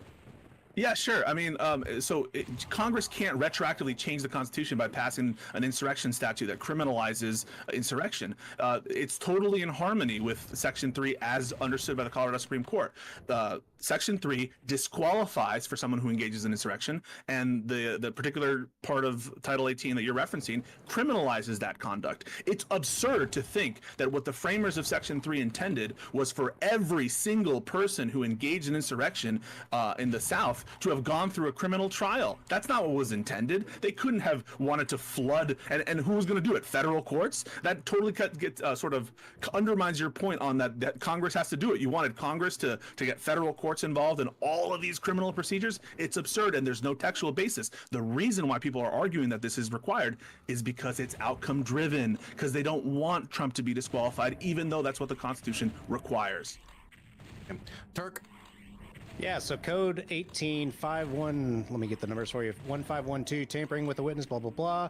Subsection C, whoever corruptly, section 2, otherwise obstructs, influences, or impedes any official proceeding or attempts to do so, shall be fined under this title or imprisoned not more than 20 years or both. So there is already a criminal statute in place in U.S. Code. Now we need to go through the legal process of actually executing that and finding him either guilty or not guilty of the crime, and then executing on that. As it goes to the scope of Section 3, you'll notice that there's certain titles and types of people that are listed in it. It's not everyone under the sun that does this thing that is applicable to Section 3. It's the people in Section 3. So what you just said about the courts would be plugged up is not the case. Are you going to are you going to argue that the president's not an officer of the United States, or the presidency isn't an officer under the United States, or the president doesn't swear an oath to support the Constitution? That's something that should actually be litigated and should be just talked about. The Supreme Court may overturn the Colorado Supreme Court. You can go to the bank. They are not going to rule that the president isn't an officer of the United States. You can take it to the bank. I've seen the reports, and that should be something that should be argued and tried. Actually, we have something on that. Hold on, do I have that here? They put something out, I think that was in the report from the Colorado Supreme Court case. See if I can find that.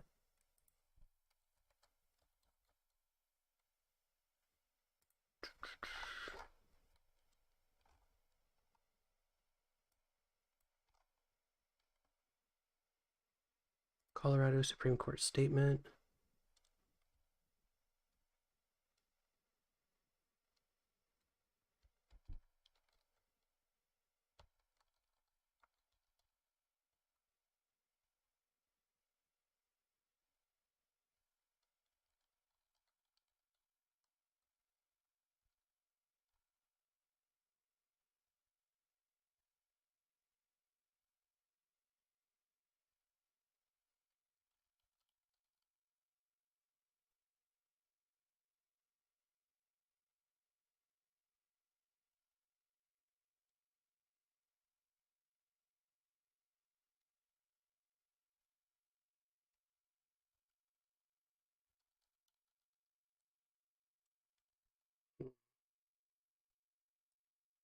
The 213-page document. I don't know if I'm going to be able to find it. Let's see.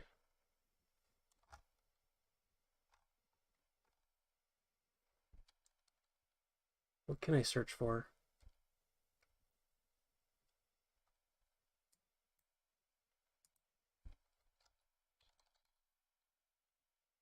Okay, here we go. It was the name of a senator. Here we go, Reverend E. Johnson.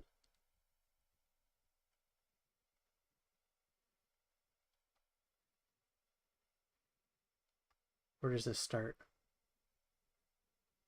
When considered in the light of these pronouncements, the shift from specifically naming the president and vice president to be broadly inclusive can be read to be between the highest offices.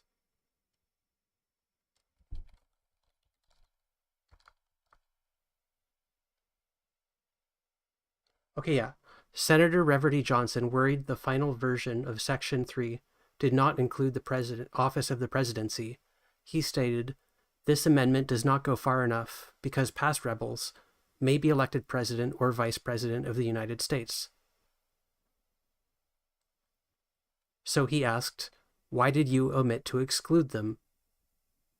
"I do not understand them to be excluded from the privilege of holding the two highest offices in the gift of the nation." Senator Lott Morrill fielded this objection. He replied, Let me call the senator's attention to the words, or hold any office, civil or military, under the United States. This answer satisfied Senator Johnson, who stated, perhaps I am wrong as to the exclusion from the presidency. No doubt I am. These are two people who drafted the 14th Amendment, so the Supreme Court, who is largely coming from the perspective of originalists, I think that's what it's called, are if they're gonna actually like look back at the precedent that's set, or like what the people who wrote the bill intended, then they're gonna find that, which was also put forward by the Colorado Supreme Court. So they're gonna see that. So I don't think that they would rule that the president is excluded from the 14th Amendment. That seems very unlikely. On both sides. Yeah, because the constitutional amendment is very clear. It lists out senators and representatives. It doesn't list out. It lists them out because and there was a meeting. We have When a you list. say officer, I want to go to Jeb. Jeb has been waiting very patiently. I want to go down the list. Yeah, so anyway, I'll do one thing and then logic Also, test. So chat, the whole 10 minutes left. If you want to donate for a question, now would be the time. Continue, Jeb. Yeah. So the idea that it requires a criminal conviction that Turk was saying and reading off that code, it's bullshit. That code, that criminal code, was passed in 1982. The 17th or the 14th Amendment was passed far before that. So it wasn't a crime at the time. So obviously they were not going to require a criminal conviction. Sure, in 1982, you can't change the Constitution on something that was passed afterwards. Exactly. Yes, it was a crime before then too. Okay, but this particular incarnation is a modern version of that. Now, two very quick logic tests. The first one, this idea that the state Supreme Courts just have no, shouldn't have any business litigating this. I hard disagree. Obviously, we want them to be able to do this, and here's the logic as to why the state Supreme Court should rule on this and should be able to remove someone from the primary ballot.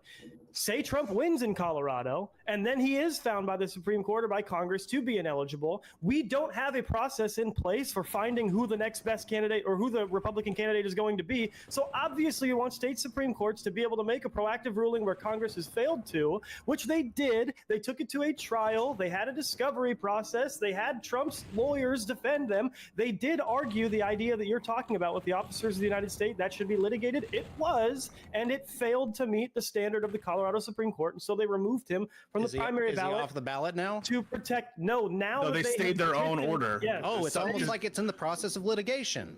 Yeah, but they're acknowledging that they want the Supreme Court to weigh in on this, but you're the ones that saying Supreme Court shouldn't even weigh in on this. That's not what I said. That's what Lecture Fan said. And one sec. So again, for the second logic test, let's Okay, but after the second logic test, we got to go back down the list. Thank you. Yeah, second logic test. How much does it make sense that the president wouldn't be included in officers of the United States, and that this idea that it needs to be a criminal conviction in order to be found guilty of engaging in insurrection in terms of the 14th Amendment, when you're exempting the guy who can pardon the federal charge of insurrection for all of his friends who committed it with him? So you're basically handing this person who committed insurrection the power to overturn all the criminal convictions and thereby make sure nobody who committed insurrection with him ever is disqualified from any form of office. And Congress is the only one who's... No. James? Well, sitting here trying to argue the Constitution with a lawyer and then a whole room of people who aren't lawyers but read the Constitution, who I'm assuming 6 weeks ago were experts on, how women get pregnant, and 12 weeks ago they were experts on Sharia law, and 6 months ago they were experts on is breaking a window at the U.S. Capitol building a federal offense. The bottom line is what happened in Maine, what happened in Colorado, what may or may not happen in other states. It's pointless other than if you want to be a legal political wonk and discuss placing mechanisms like this into the system in case a future event happens, because at the end of the day, all these state proceedings, all they're doing is they're attempting to take Trump off the ballot for the primary, which he's going to win by like fucking 68% anyway. And the states that took him off the ballot, the RNC can just fast track their own rule changes in their own rules committee and change it to a caucus or a fucking rock throwing contest. Like, it's irrelevant. Either way, Donald Trump's going to end up on the primary regardless of if it's three states. Okay, we're definitely tuning into the Republican tournament arc. we're covering that 100%. States, 5 states, or 7 states to try to remove him, and the Supreme Court's going to be the ultimate decider on this anyway, so it's literally fucking irrelevant. Okay, next is going to be Connor. Okay. So you asked me what I would think would be the thing impeding the process of removing Trump from the ballot. I would say due process. You're saying that the state of Colorado walked through this entire thing. They had Trump's lawyers there, et cetera, et cetera. I'm saying that they're investigating something that they don't have jurisdiction or holding or whatever the fuck it is in order to go ahead and take a look at. So that's kind of bullshit off of the gate. Second, the other one was a hearing from a Democrat state attorney in a different state, like I think it was Maine, where you had a single point of contact who was able to remove that person from the ballot. Is that the kind of precedent that we want to set, where we say, so for instance, we could do this to all the BLM people. Like as a matter of fact, let's go ahead and do that. Let's go ahead and find a bunch of state level people who went into BLM protests. Let's say that this was a de facto level of insurrection. It doesn't require a criminal trial. It doesn't require a civil trial. We think that they're in contempt of the government of the United States in violation of their previous oaths. Therefore, they're prohibited from taking state office. Let's go ahead and set this precedent. Seems like a beautiful road to walk down. Now, here's the, hold on, Pisco. I would like to finish. I'll be happy to hear you get it or address it in a second. So I said that he hasn't been convicted of a crime. You said that he doesn't need to meet that threshold. Then we talked about the impeachment process. I'll concede that that's not a criminal process either. But my whole point there is that he hasn't even been through a civil process yet to establish the fact that he did an insurrection. By the way, real quick, I think that Donald Trump has a lot to lose in that civil and criminal process. I think he could be convicted or could be found guilty of insurrection. What I'm saying is you need to go through that process first. And by the way, the only time that this law has ever been invoked was against a socialist who was convicted of previous crimes and who was voted by a greater than 2/3 margin in Congress for his seat to be vacated. That is the only previous time that this part of the Constitution has ever been used, and now you're trying to use it against the former president of the United States in a way that's way more loose. This is not true on the facts of the history you just cited. That Section 3 has been invoked more than once in our history. Don't you need to go to IRI here? Don't you need to go to IRI here? Okay. Because I got shut down last time I tried to talk. I wasn't trying to do an unfair system. I just wanted to give him an opportunity to respond to that. I'll be happy to hear the other times that Section 3 was invoked. Yeah, so in 2022, directly after the Civil War, when listen, people in the South I'll defer to the moderator. Was barred from Congress as a result because they passed legislation to allow them to go and seek office. Okay. Wait, hold on. I can beat him to the punch. We got something here. Take a look at this.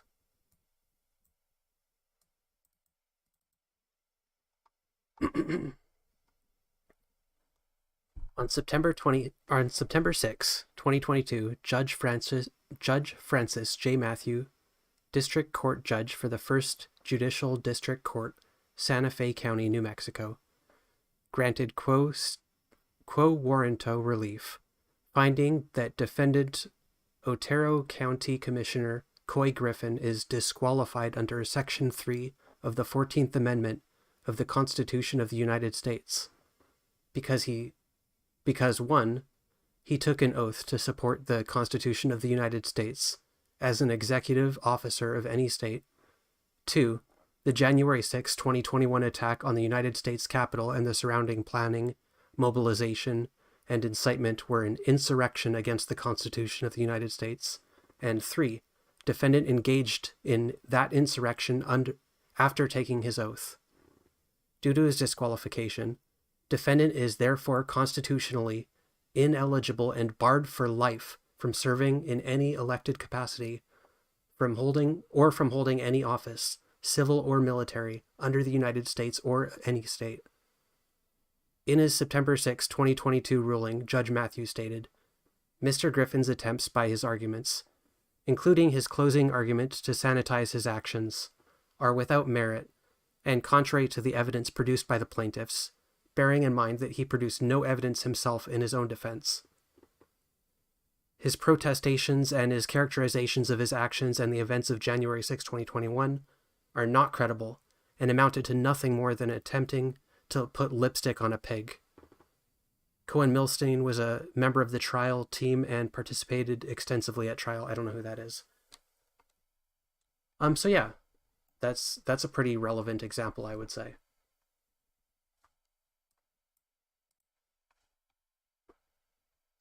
We have 3 minutes left, so I guess if we're diverting to me, then I'm just gonna keep going, and I'm gonna throw it over to IRI. Well, actually, 8 people have been disqualified due to that, and none of them were charged with the crime of insurrection. So I guess, Lecture Fan, you would have an issue with all 8 of those people being disqualified. And also, you mentioned that Congress should be the one who determines if someone is disqualified, but then why do they have the waiver rule there that they get to overturn it? So are they going to overturn themselves? I don't know. I must have missed that if you discussed that earlier. No, Congress isn't the one that gets to decide in an individual case whether somebody's cannot be on the ballot. What Congress is supposed to do is do implementing legislation, which is typically what you see when you have an amendment like this that has a provision, and then it'll say Congress can implement this if they want. Congress hasn't done it. And the issue of, some other, clearly, obviously, like Confederates, the Confederate people that fought for the Confederate Army, they weren't allowed on the ballot. It's like, okay, obviously. The whole thing about the But they weren't charged. Was it lawful or not? Was it lawful or not? Is there an obviousness exception for insurrection in Section 3? Right. Well, I'm just saying that's one argument of like 5 or 6 that totally destroy this, which is why almost every court. Are we textualists or not? There's no. Looked at this has rejected it. Pisco, give me a second to talk about this. Moving the goalposts. There's a whole bunch of unanswered questions on this issue, and you've got this has happened 1 time before, 8 times before. Look, there's about 5 or 6 major legal flaws with this. No congressional implementing legislation doesn't apply to the president. Does the 13th Amendment need implementing legislation? There's not a state. This is not supposed to be a state Supreme Court decision or state secretary's state decision for good reason. There was nothing akin to a civil war that Donald Trump did. Donald Trump never did an insurrection by telling people. That's the merits. You're questioning the jurisdiction here. You're questioning even jurisdiction. So again, there's a whole bunch of arguments, and there's a reason that they've all lost. You guys, so let's deal with them. Every time let's deal with them. I just listed them all off. Okay, so let's talk about them. I was trying to respond to Connor, and I'll respond to you as well. So number one is what you were doing. So Connor said that there's no procedure. Last time I checked, a trial is a civil procedure. You say there's no procedure. A trial is a procedure. Let's separate in our heads due process and jurisdiction. On the due process front, Trump had access to absolutely for cross-examination of witnesses. If he wanted to, he could have put on whoever witness he wanted. He had expert testimony there. It was a trial that lasted a week. He rested early. He has never put on the record anyone else he would have deposed or anything else. He just these nebulous ideas about who he wants to depose. What, all the FBI and all the people who stoked the actual insurrection or like Antifa or something. That's on the due process front. Plenty of due process here. Election cases are by their necessity faster than other cases. Everyone understands this. In Bush v. Gore, we all understood. There was like a month to decide that case, but no one's here sitting and being like, were due process rights vindicated? Well, in a certain case, you have to speed things up. There's an election coming, and due process recognizes that. On the question of jurisdiction, it's not even close. And I'll ask Lecture Fan just straight up: does the 13th Amendment require congressional implementing legislation? Yes or no? I haven't read the 13th Amendment in a while. You haven't read the 13th Amendment?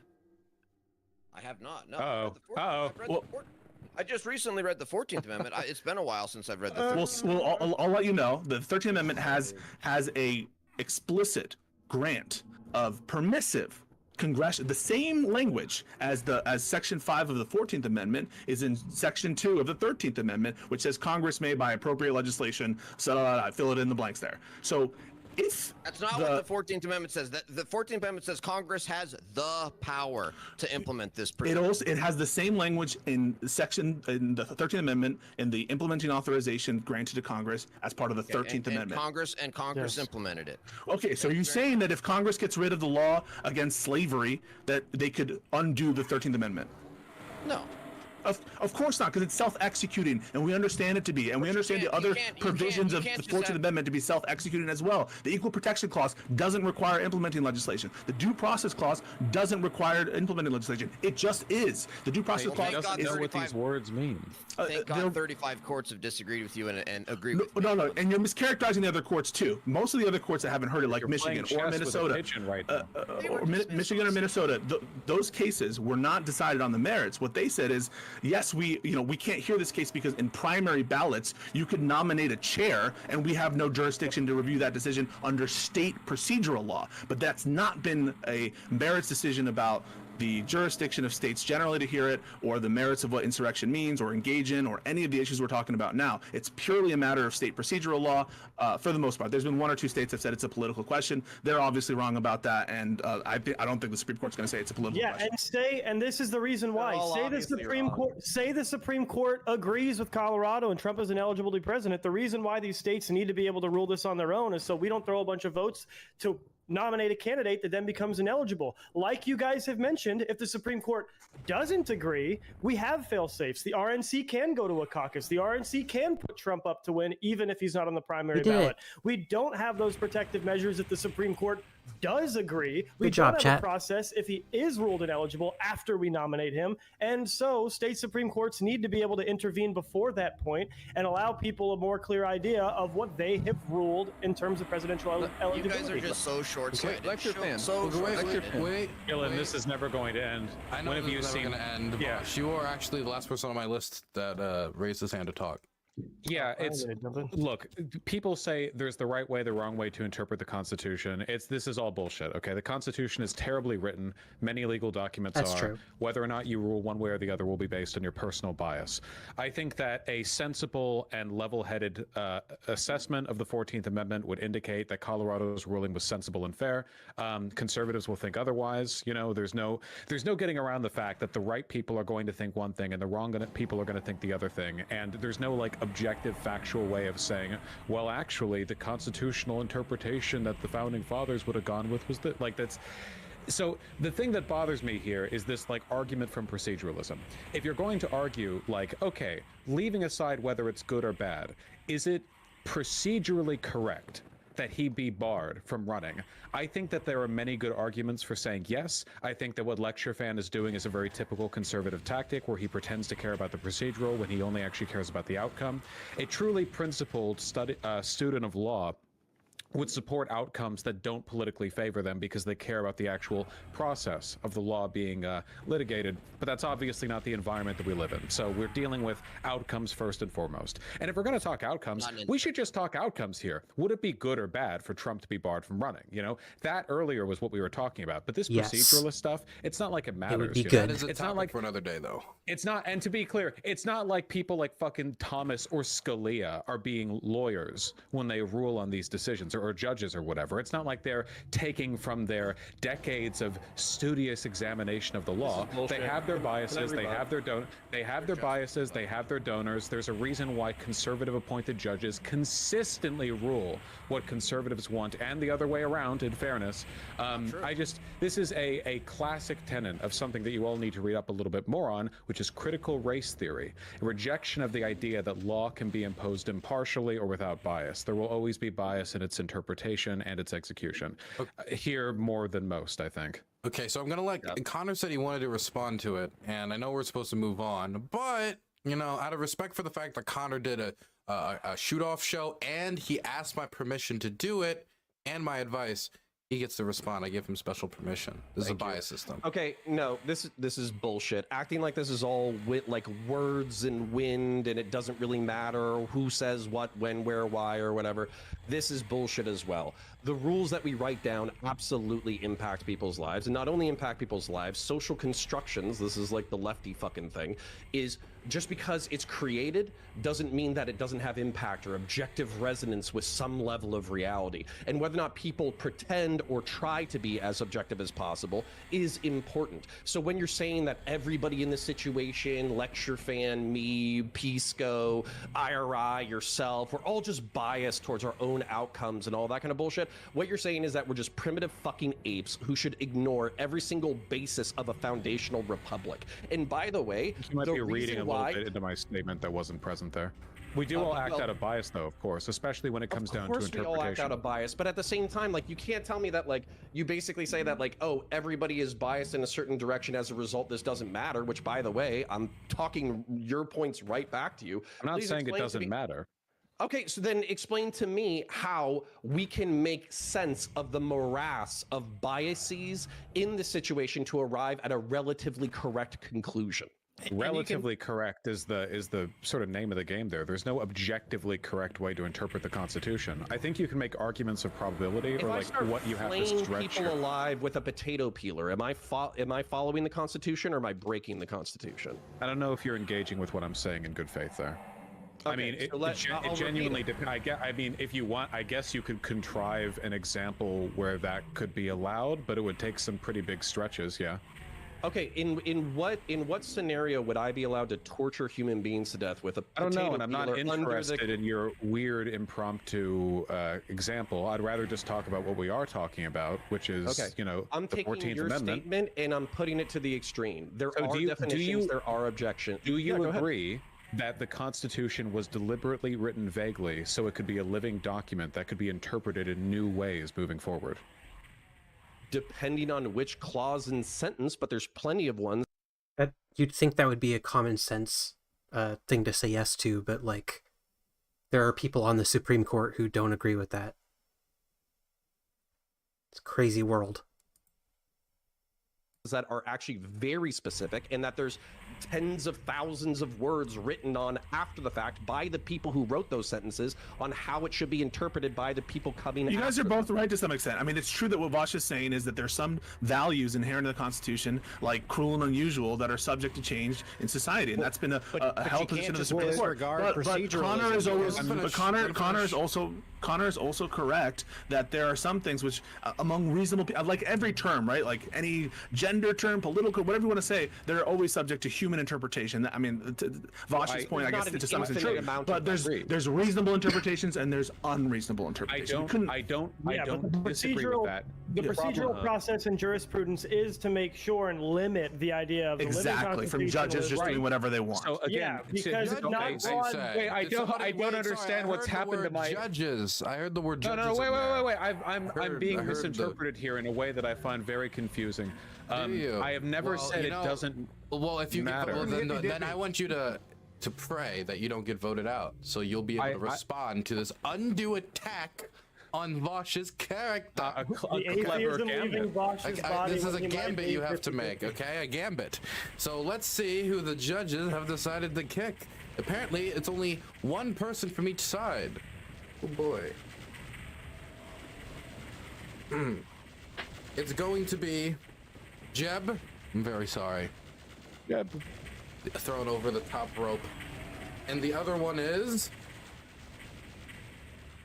Sorry, it's a very long name. It's hard to read. It's very difficult to process in my big old brain here. Their name is Pisco. I'm very sorry. Really? Yeah. No Damn, problem. I just fucking hate you, Pisco. What the fuck? It's all good. Wait, that was I two people appreciate. from one side, I thought. I think we're on the same side, but disagree with the judges. Yeah. No, they are putting appreciate aside the, their bias counter to what Vosh was saying. No, I'm flipping back over to Vosh's side. There's clearly some bias going on here. I don't know what you're talking about. Just a little. I don't know what you're talking about. We have a very everybody knows the clear, transparent, hippy dippy system.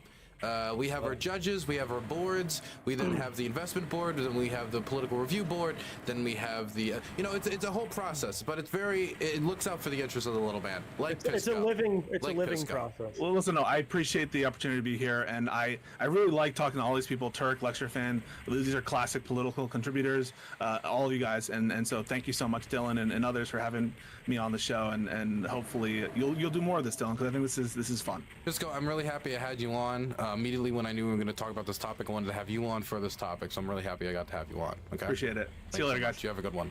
And Jeptan, you lasted one more round than I thought you would, and I'm proud of you. Congratulations. Wow. I appreciate the high expectations. Thanks. It was really fun. You should do another one-off, do a two-off. And I just want you to know I did quote tweet this with "I'm gonna win this," and you're really embarrassing me right now. So, but I mean, hey, wait, this is like, hey, this is close to winning. You are in the almost last group of people. Yeah, it's about the friends you made along the way. Yeah, really. when people so, take like the shot of like the finalists, you'll be the guy in the background walking away. Yeah, exactly. So I'll be there. See you guys. Bye bye. Okay, we've got two more people, and then that's that. Then that's that. It's been a long road. It's been a long road to get to these finals. Who are the last two people? Does anyone know? Oh, yeah. Who the last two people are? Is that Maddie Cakes? I see right there. I think that is Maddie Cakes. I think that is one of the last two people.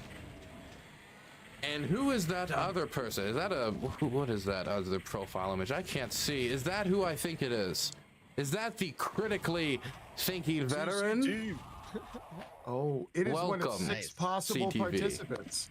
Dylan Burns, it is great to see you and this beautiful audience we have. I don't know why the fuck Voss showed up tonight looking like fucking Saturday Night Fever, but how are you doing, buddy?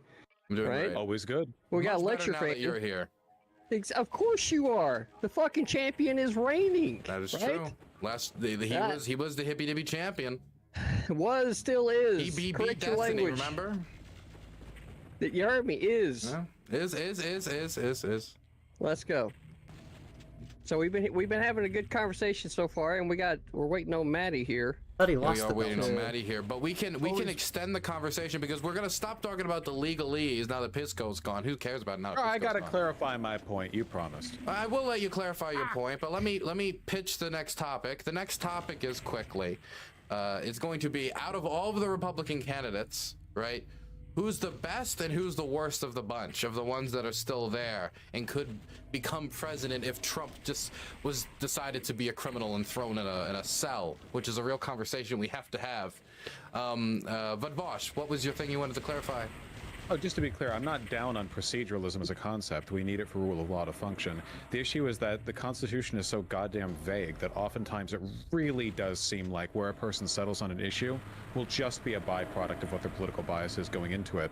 And I think sometimes it's important to accept that and argue the merits morally of the outcome rather than to because it's like, is the president an officer? A, yes.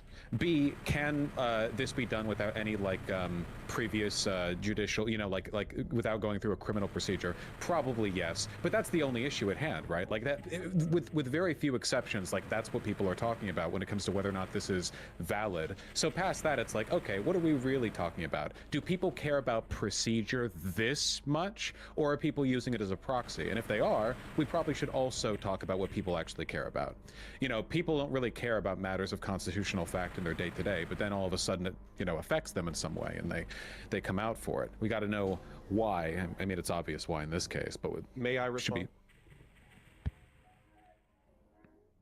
Quickly, well, sure. like 10 to 5 seconds, but then we got to move on to the next topic. So as somebody who cares about the republic and the due process of law and the respect of the rule of law, that's the reason why I'm appealing to going to the utmost level of proceduralism when it comes to something as important as barring somebody from the office of the President of the United States. I don't think this should be done half-assed. I don't think this should be done by a state attorney, by themselves in a single state. I don't think it should be done by a single state legislature or judiciary. I think it should be done by the highest courts in our office. But that's not being pro-proceduralism. That's just you being pro-delaying the vote. There could be a procedural answer to the state Supreme Court being the final say on this. That's a procedural It seems to me that the entire... He often does this. He always dresses up his political preference as some kind of neutral external option where he's like, oh, I don't really have a position, I'm just the outside observer enforcing the rules as they already exist, man. I don't have any real opinions, when he's always enforcing them in a really biased way. Basis of our system is innocent until proven guilty, right? So that has nothing to do has with everything to do with it. If you have no idea. The ability to blood walked into the wrong theater. Come on, motherfuckers eating beans. That's a good point, Bosch. Come on, Dylan. So deal with it. How are you just going to tell somebody that they can't be in a civil office whenever they haven't been convicted of a crime? No. Okay, well, now look, since no one wants to respond to this great point by CDB, let's move on to the next. Stupid. Let's move on to the next question, they don't which have to is be convicted of a crime to the be, other Republican to be candidates. disqualified. Trump is in the slammer, or Trump fell over It's in and the bumped his head, Constitution. and he didn't get, and all of his men couldn't get him back together again. Whatever it is, he's no longer able to be president. Out of the ones that are left, who's the worst and who's the best? Hey, Maddie's muted. Maddie, are you muted? Discord muted. I think they've Discord muted. I'm not muted. I don't have them muted. No, she muted herself. Not muted. Here she is. Sorry, there was just such a good discussion before. I, of course, didn't want to interrupt. And yeah, there's some. I wish there were more decent candidates like who that I could talk about. But who would you recommend? Oh God, let's not label it recommend. Let's label it like just isn't on like the Trump train. I would normally say like, okay, maybe Nikki Haley, sort of, but then she played the game of like, how can I say slavery without saying slavery? And it's like, well, that's a real bummer. Are you kind of saying it's like a tarot card, right? Like if you had to choose the best possible tarot card to get, that you'd be like, okay, I have to settle with this one. Is that a better analogy? I don't. Then you would want the guy from New Jersey, because she's right? a woman. I get it. No, it's because Maddie and I have actually done the tarot card thing before, Vosh. But thanks for throwing in your 2 cents. You're welcome. We have. The worst is probably Vivek, just because he's a joke and like. You would pick Vivek out of all the candidates. It's Vivek. I just don't like. No, I'd say he probably is the one that I take the least seriously. Oh, you don't like the most. Yeah, because he's a joke and like makes no sense.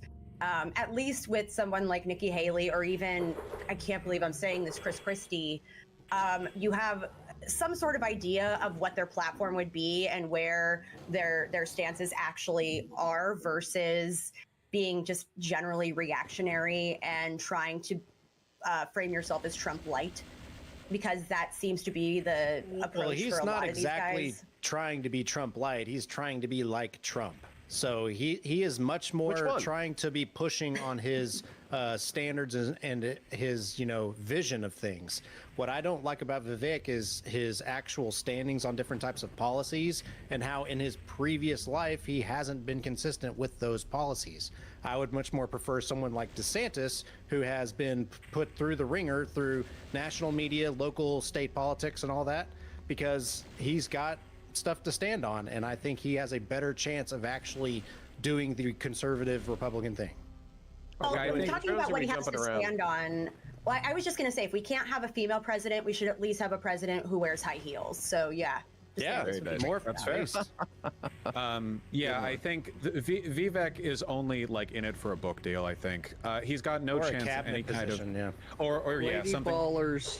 He's looking for a concession. There's no way, like at all. I think he's mainly just cribbing off attention that he's getting because Donald Trump isn't present at the debate, so he can be kind of like the stand-in Trump.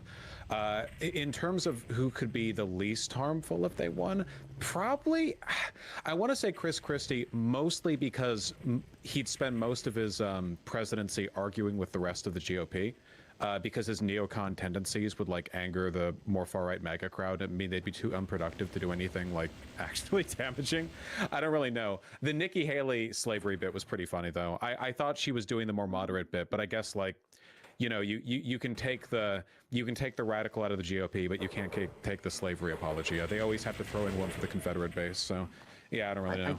And she's South Carolina too. I mean, she's South Carolina Republican Party. She ain't just any Republican Party. Don't forget, it was the Democrats that actually fought for slavery. It was the Republicans and Abraham Lincoln that ended slavery, and then it was the Republicans. Thanks, Dad. All them white Democrats out here in the South, boy. Pause. Question. If it was the Democrats who fought for slavery, that means Civil War was over slavery then, yes? I agree, yeah. Okay, dope. I'm happy. There's multiple issues. Good. There's multiple issues that were definitely at play. Slavery was definitely one of them. The other one was, from the legal point, the states' rights issue, right? So, states' rights one of them shit at one time. You know what? States' rights just like most people do throughout their day, they're multitasking of the fucking ideas. I don't know why most people think that as soon as you get on the internet, you can only singularly understand one idea, and then we're just gonna paint it this one fucking way, and then like boom, next thing you know, motherfucking Lady Ballers is all over Daily Wire. I don't know. Hold on. What, Lady Ballers? I would like to suggest here that slavery is one of 6 possibilities as to why there was a civil war. And as to your question, the best possible Republican candidate who's left, if you're a hog, is Ron DeSantis, because he'll just keep spewing out all the stupid fucking culture war shit while doing absolutely nothing. And if you're a Democrat, then I would definitely say that Ron DeSantis is also your best candidate, because if you're a Democrat, you don't have to worry about Ron DeSantis actually enacting any kind of legislation at a federal level that'll have any meaningful fucking problems with your life, because everything that he's done in Florida, he's only been able to do because he uses weird ass localized hillbilly strong arm tactics with motherfucking heads of HOAs and like the chief of school boards in the middle of Sewanee. And once he got into a federal position, he literally has nobody who's going to back his play, and he's going to be alone on an island just getting martyred for 4 years with everybody screaming, "Why aren't you Trump?" I don't know. DeSantis has been doing a pretty good job supporting. Can I quickly ask? the Before we move off Holy of cow, Vivek, so you don't know what's happening. Wait, before we move on with Vivek, I was just curious. Does anybody in this room like Vivek? I do. I like some of what like he him a lot. says, but I just he's not consistent enough in what he actually does for me.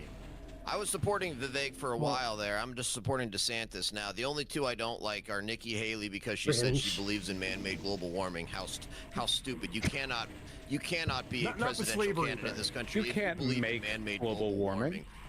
Man-made global warming is one of the biggest hoaxes of all time. The fact that anybody would say they believes in that is the dumbest thing ever. So she disqualified herself. I when she said that, apologize in for my lecture opinion. here.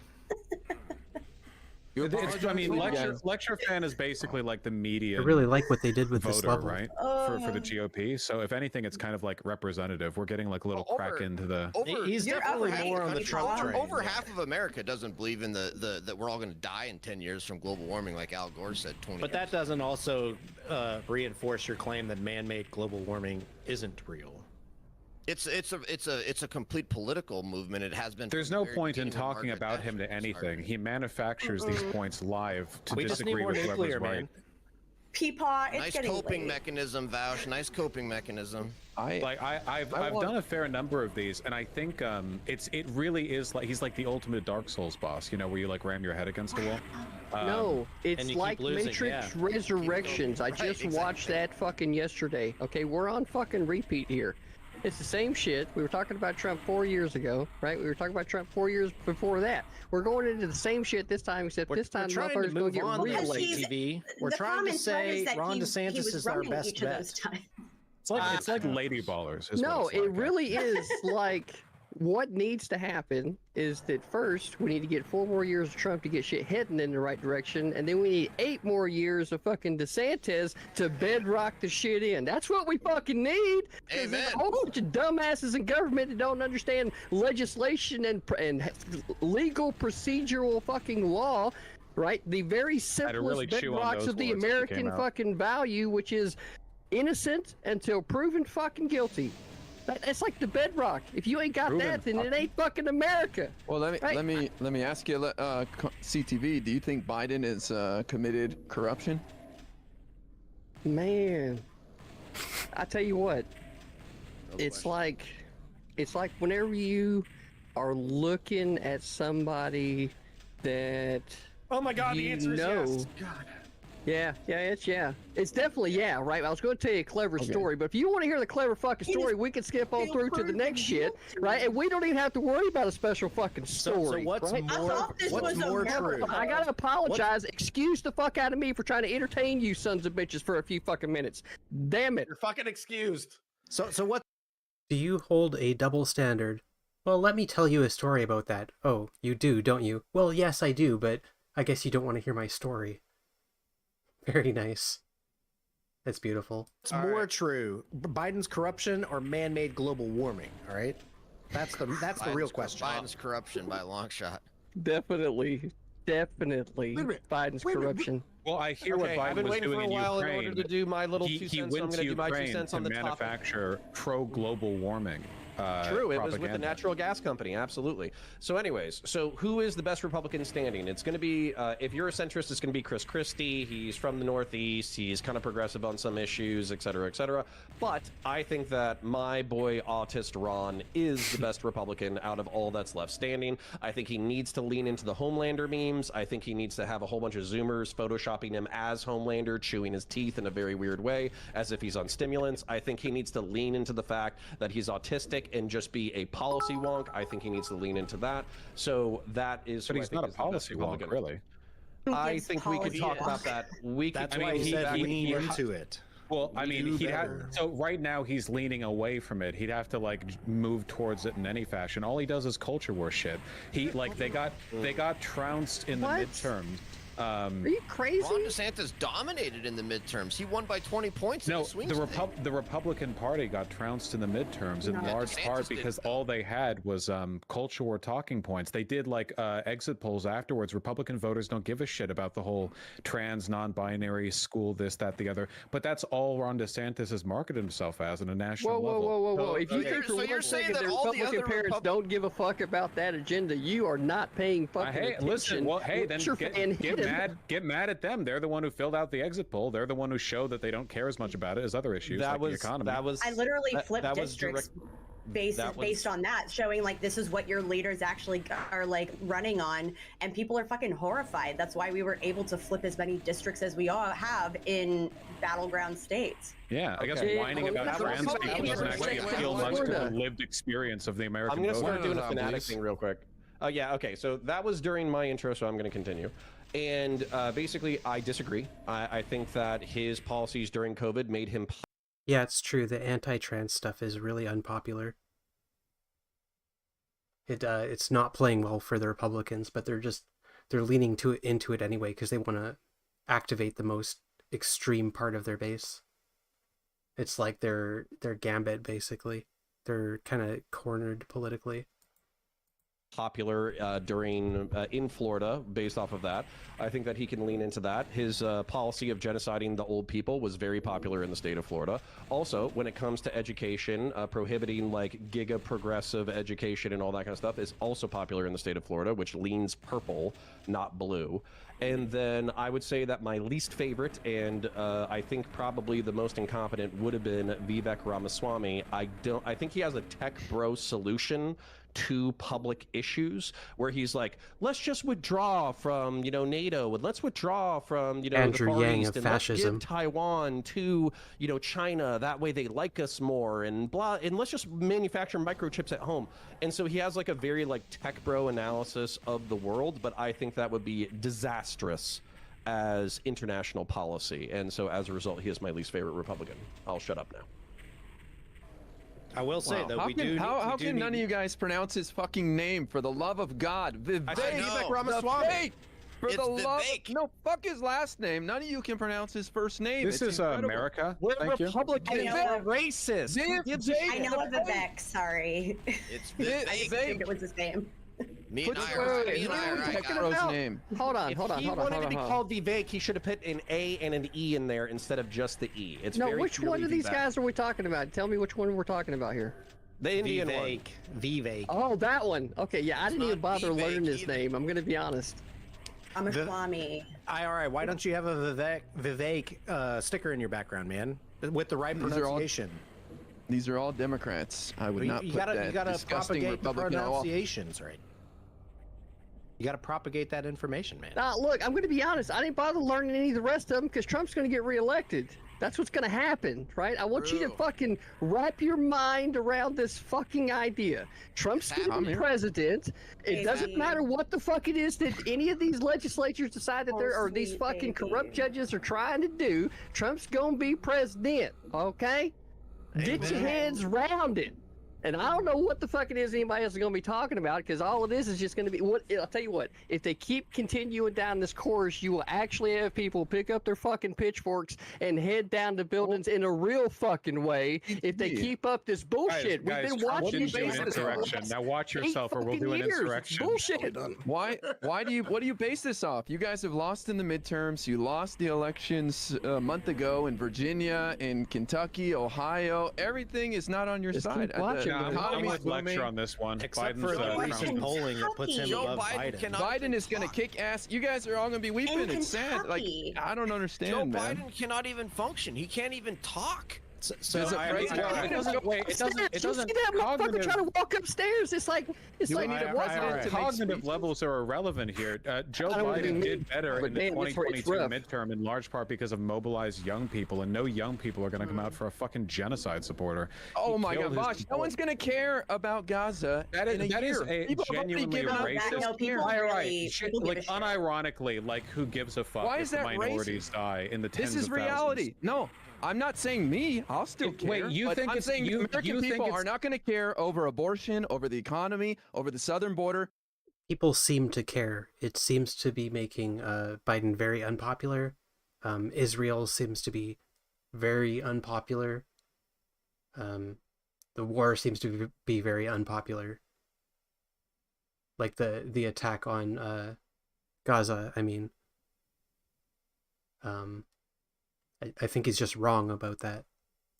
Let's be honest. Let's just deal with reality. It's got Young nothing to do with my personal opinion. Young people care a lot. Young about people, it. 100%. Citation needed. I can't hear anything. I You would think like, the situation in Israel is going to end like tomorrow? Wait. Okay. I want to have this back and forth just for a moment, and then we're going to wrap it up because it feels like we're going to another topic unless you guys want to carry this on. I want to have IRI be able to clearly state his position because there was a few people talking over him. Well, I'm just saying that people have short memories, and the Israel story is not going to be in the news as it is today, which is just normal. People have it's already started to fade from the news. I'm sure, Vosh, you're not covering it as much as like everybody is. And so let's just be honest. The reality is that this is not going to be a big issue, and young people are going to care more about domestic issues, just like everybody. Abortion, the economy, the southern border, and these issues are going to dominate.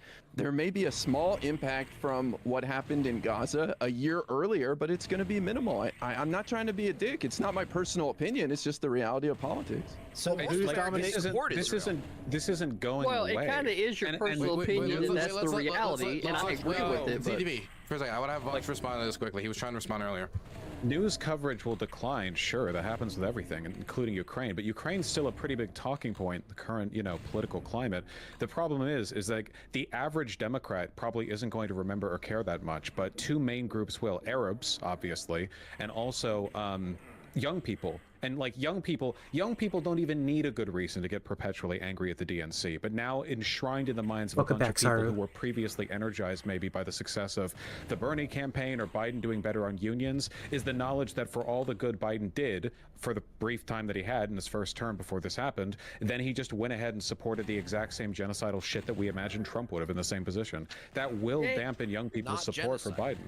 I gotta agree. You but can't even contest the... I don't think that, if you go back to the beginning of Biden's presidency, we have the botched pullout out of Afghanistan that kind of headed it up to begin with. We haven't really seen any strong leader characteristics out of this guy. What we've seen is people around him giving him bad ideas, assuming he's even the one making the decision at all. I think from day fucking one, the guy's been getting handed a set of instructions and being told what to say, and he doesn't have any real ideas of his own. If he did, then he wouldn't have been caught lying back in the fucking 80s when he ran for president then. So it doesn't really matter at the end of the day. He's just a piece of shit and should be in fucking office, but we're sitting there having to deal with this shit. So get ready for Trump 2024, baby. That's all we got to say. This was like white noise when you're tuning a radio station. Now I'm retuning back to the radio. Great, I know, right? I said. All right, to be clear, I want Biden to win over Trump. This is not people, and I've advocated people vote for Biden in spite of everything. But holy shit, way to kill momentum with a demographic. Well, also to kill a Biden demographic. Biden's he's going to reschedule marijuana or take steps towards it, and that's going to distract everybody like shiny keys over here. I know people get upset when I say this. The thing is, this is a conflict on the other side of the globe that we are not directly involved in. This is not Iraq 2003. This is not going to impact the outcome of the election in 2024. I'm sorry. Even in our internal polling, I don't think that you're around the world. I think you're giving the rescheduling a little bit more weight than what it's actually going to be able to pull, because you're assuming that, say, conservative voters are going to give a fuck about that, and they're not. Frankly, the only one that's going to give a fuck is liberal voters. So, also, more Americans maybe support Israel's position. It's not going to be enough.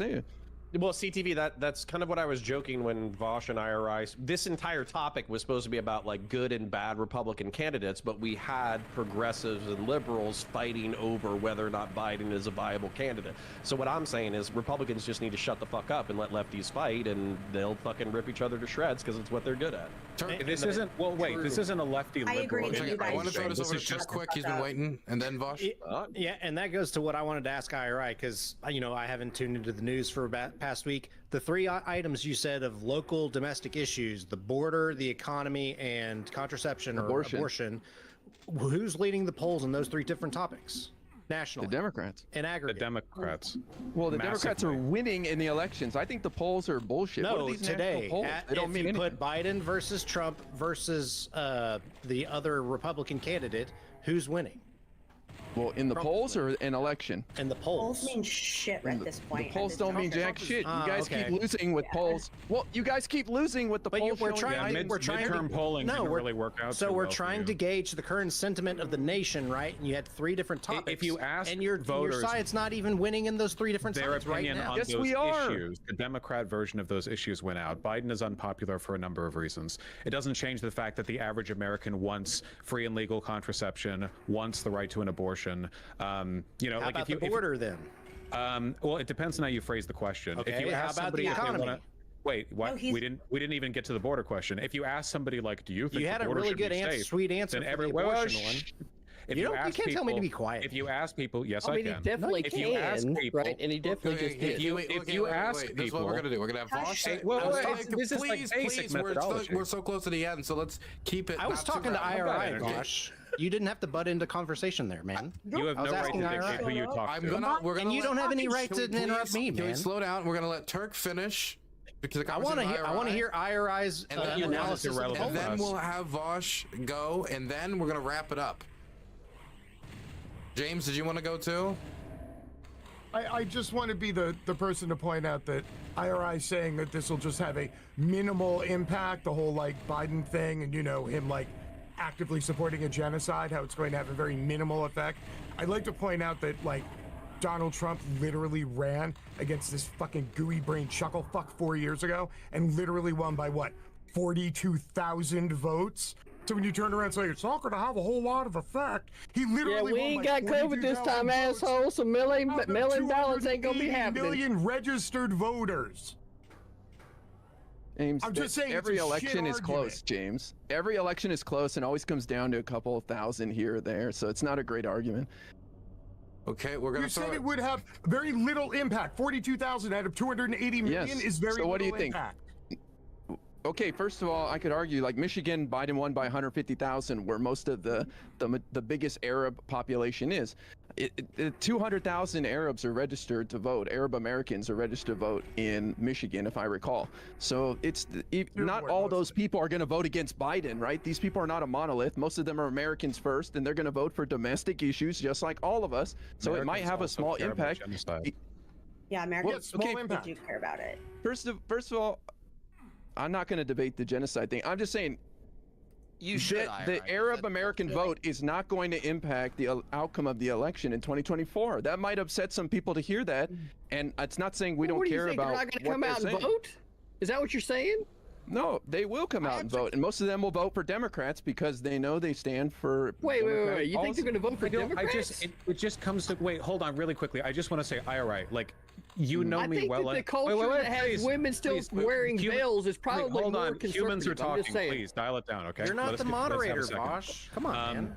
Yeah, really not the moderator Saturday Night Fever, but when people criticize IRI, you know me well enough to know that I'm not like a crazy Twitter like I just say whatever. Like I try to think, like when you say that, you're reminding me of stereotypes of arrogant like East Coast Democrats. We don't care what they think. We don't need their vote. Like Then why did winning, that guy sound like he's from England? Winning in an environment like this. Did he sound like he's from England? Don't make no fucking sense. Winning in an environment. Winning in an environment like this, I mean, we're not exactly dealing with really expansive margins. It matters that we get every vote. And when you say stuff like, well, who cares? There aren't that many Arab Americans. It really comes across like, I don't know, the worst possible stereotype of how a Democrat could act when they're doing something unpopular. Well, appreciate your thoughts on it, but I'm just dealing out the reality of the situation. So if it's coming off as callous, then that's subjective in your interpretation of it. I'm just dealing with the facts of the situation. It's not my personal thoughts. I'm not saying who gives a shit about the Arab Americans. Their vote doesn't matter. I'm just saying the numbers aren't there. The math doesn't add up for this argument that, oh, well, he's going to lose because these demographics are going to take him down. That's all I'm pushing back on. Mostly young people. Okay, can we? Well, before you get on an election fan, Turk has been waiting very patiently, and I want to give him a chance to speak. I already said my piece. I asked IRI for his opinions on the three things. Then you go, and then we're gonna wrap it up because it is past the end time. Just real quick, the Vosh's position is preposterous because I think 70-80% of Americans have very, very strong support for Israel. So Joe Biden actually right now is running. Take a look at the ceasefire polling. Losing more votes because he's not supporting Israel enough. He's trying to pressure into what Israel ceasefire actually means. So I think he's just saying stuff. I think Joe Biden is actually losing votes because he's not giving Israel enough support. That's his real problem. I agree. Well, and with that agreement, we're now going to wrap it up, and now we're going to go around, and this is the last round. When are all slain doth quake the earth. Hey, I was reading that. A leap of faith to prove thy worth is all I ask of you, Marine. Safe passage, then, will granted be.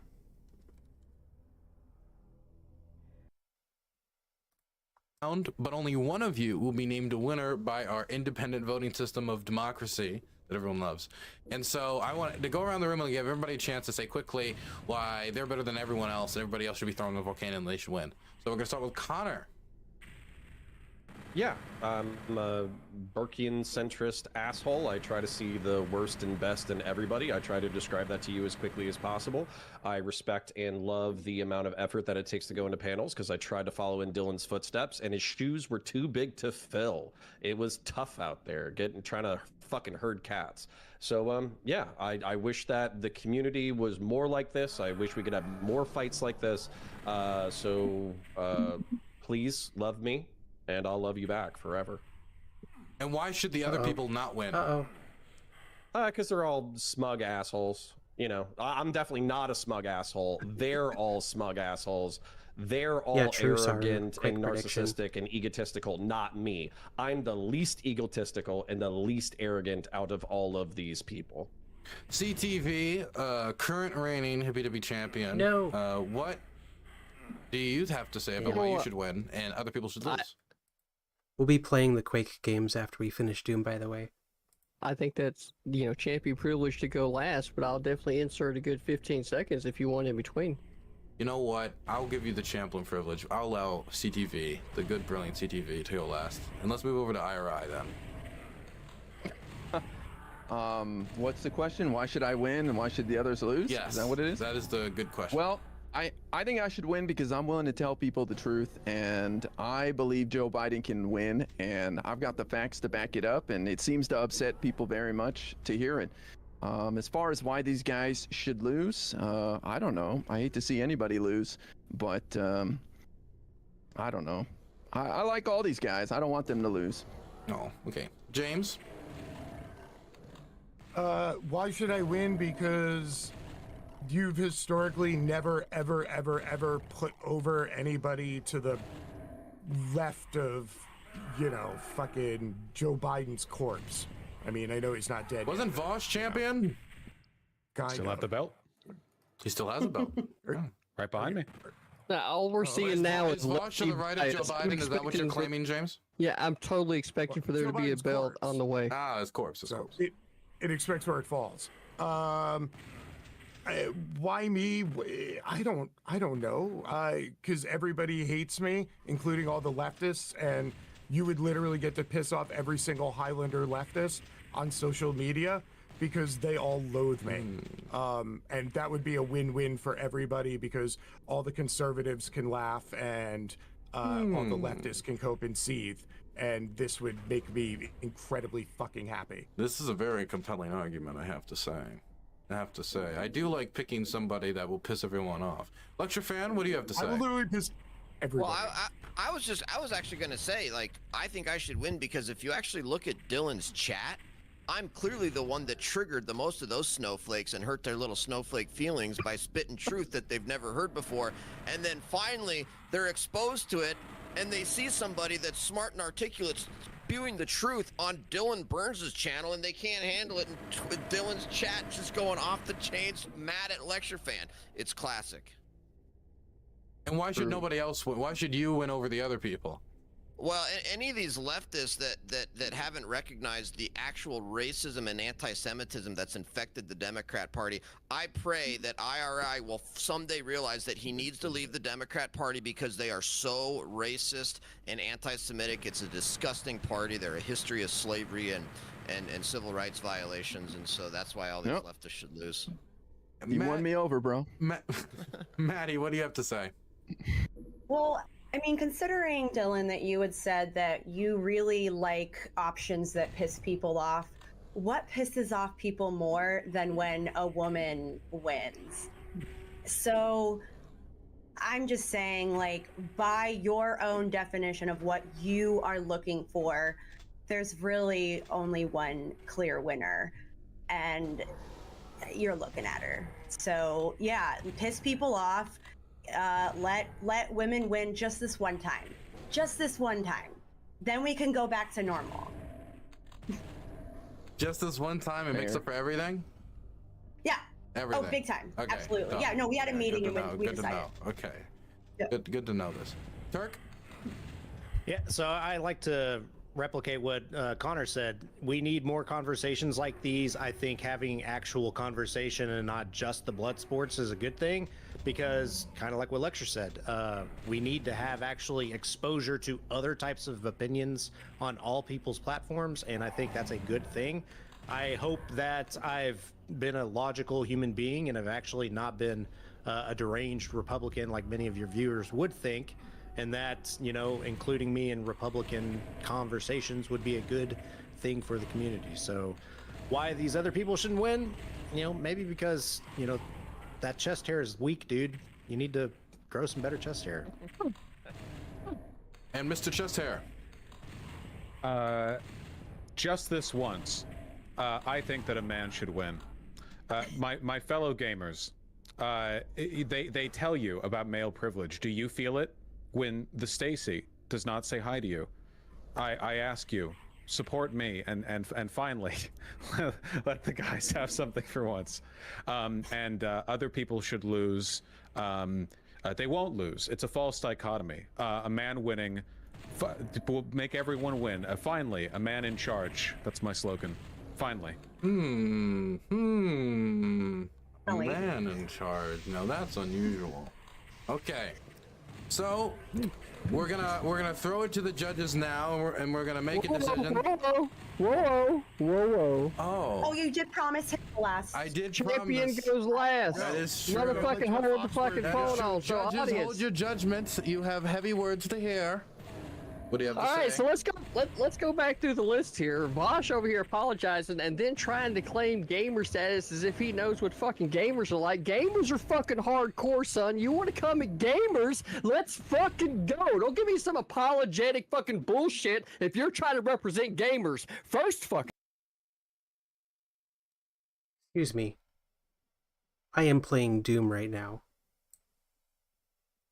We do not claim him.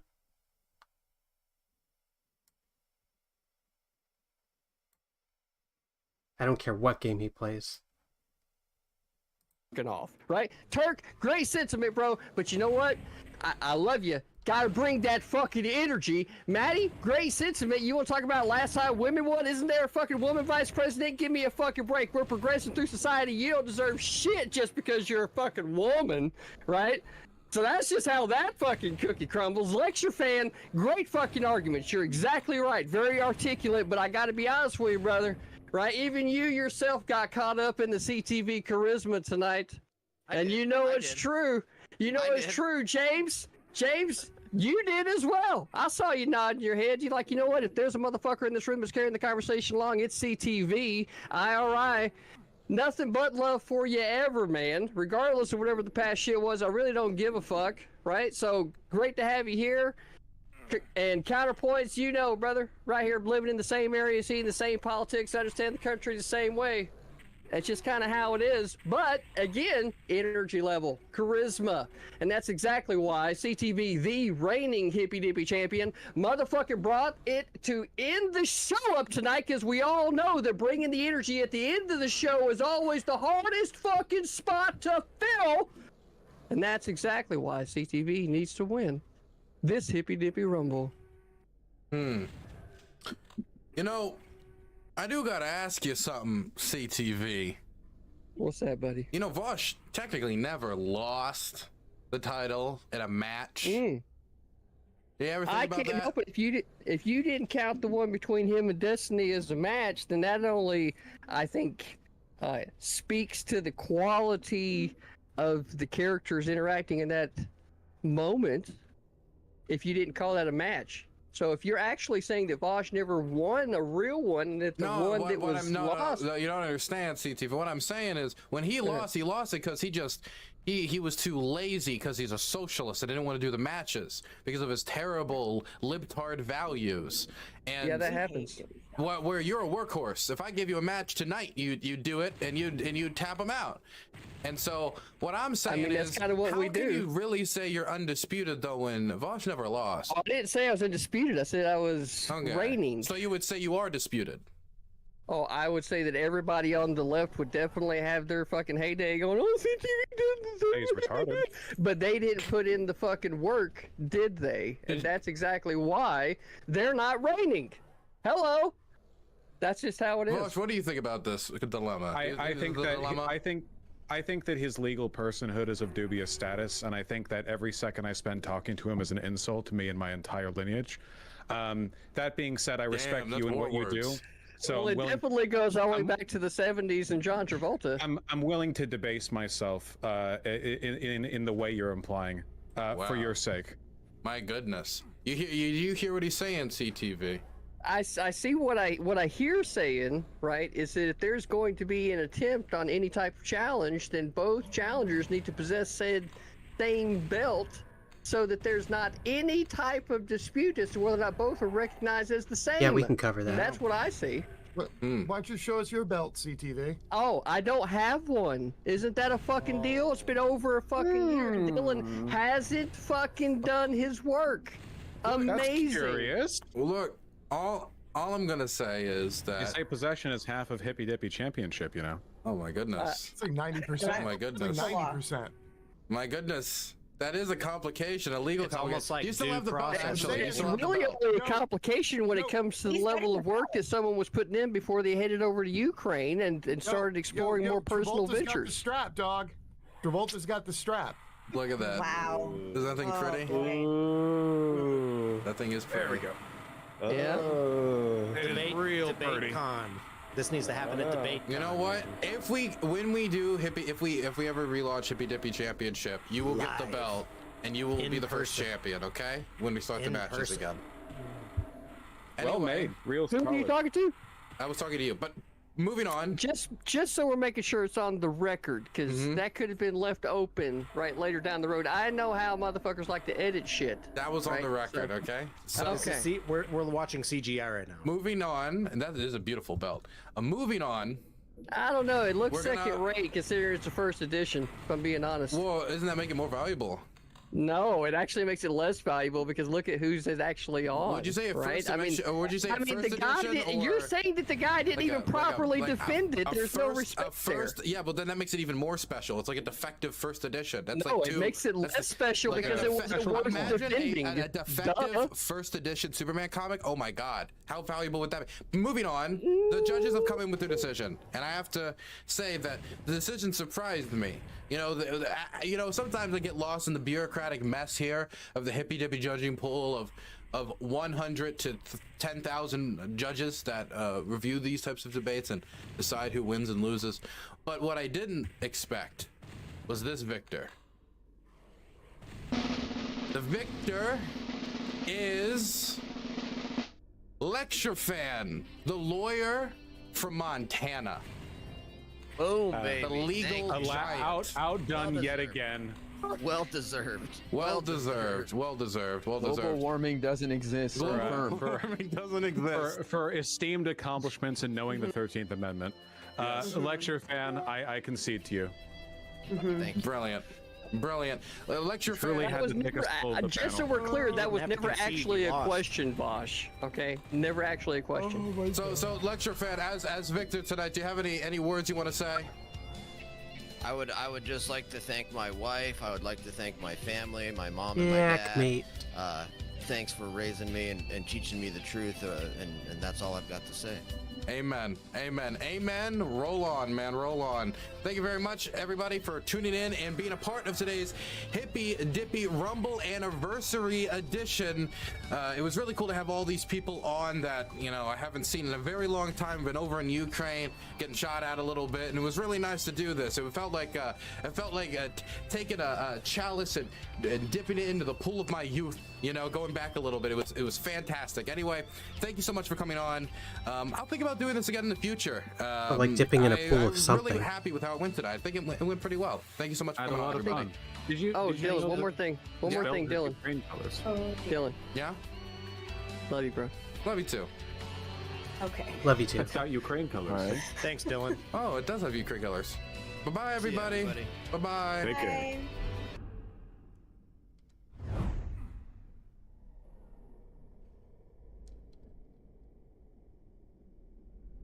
Well, that was fun. I guess that's it for tonight, chat. I can't believe CTV won.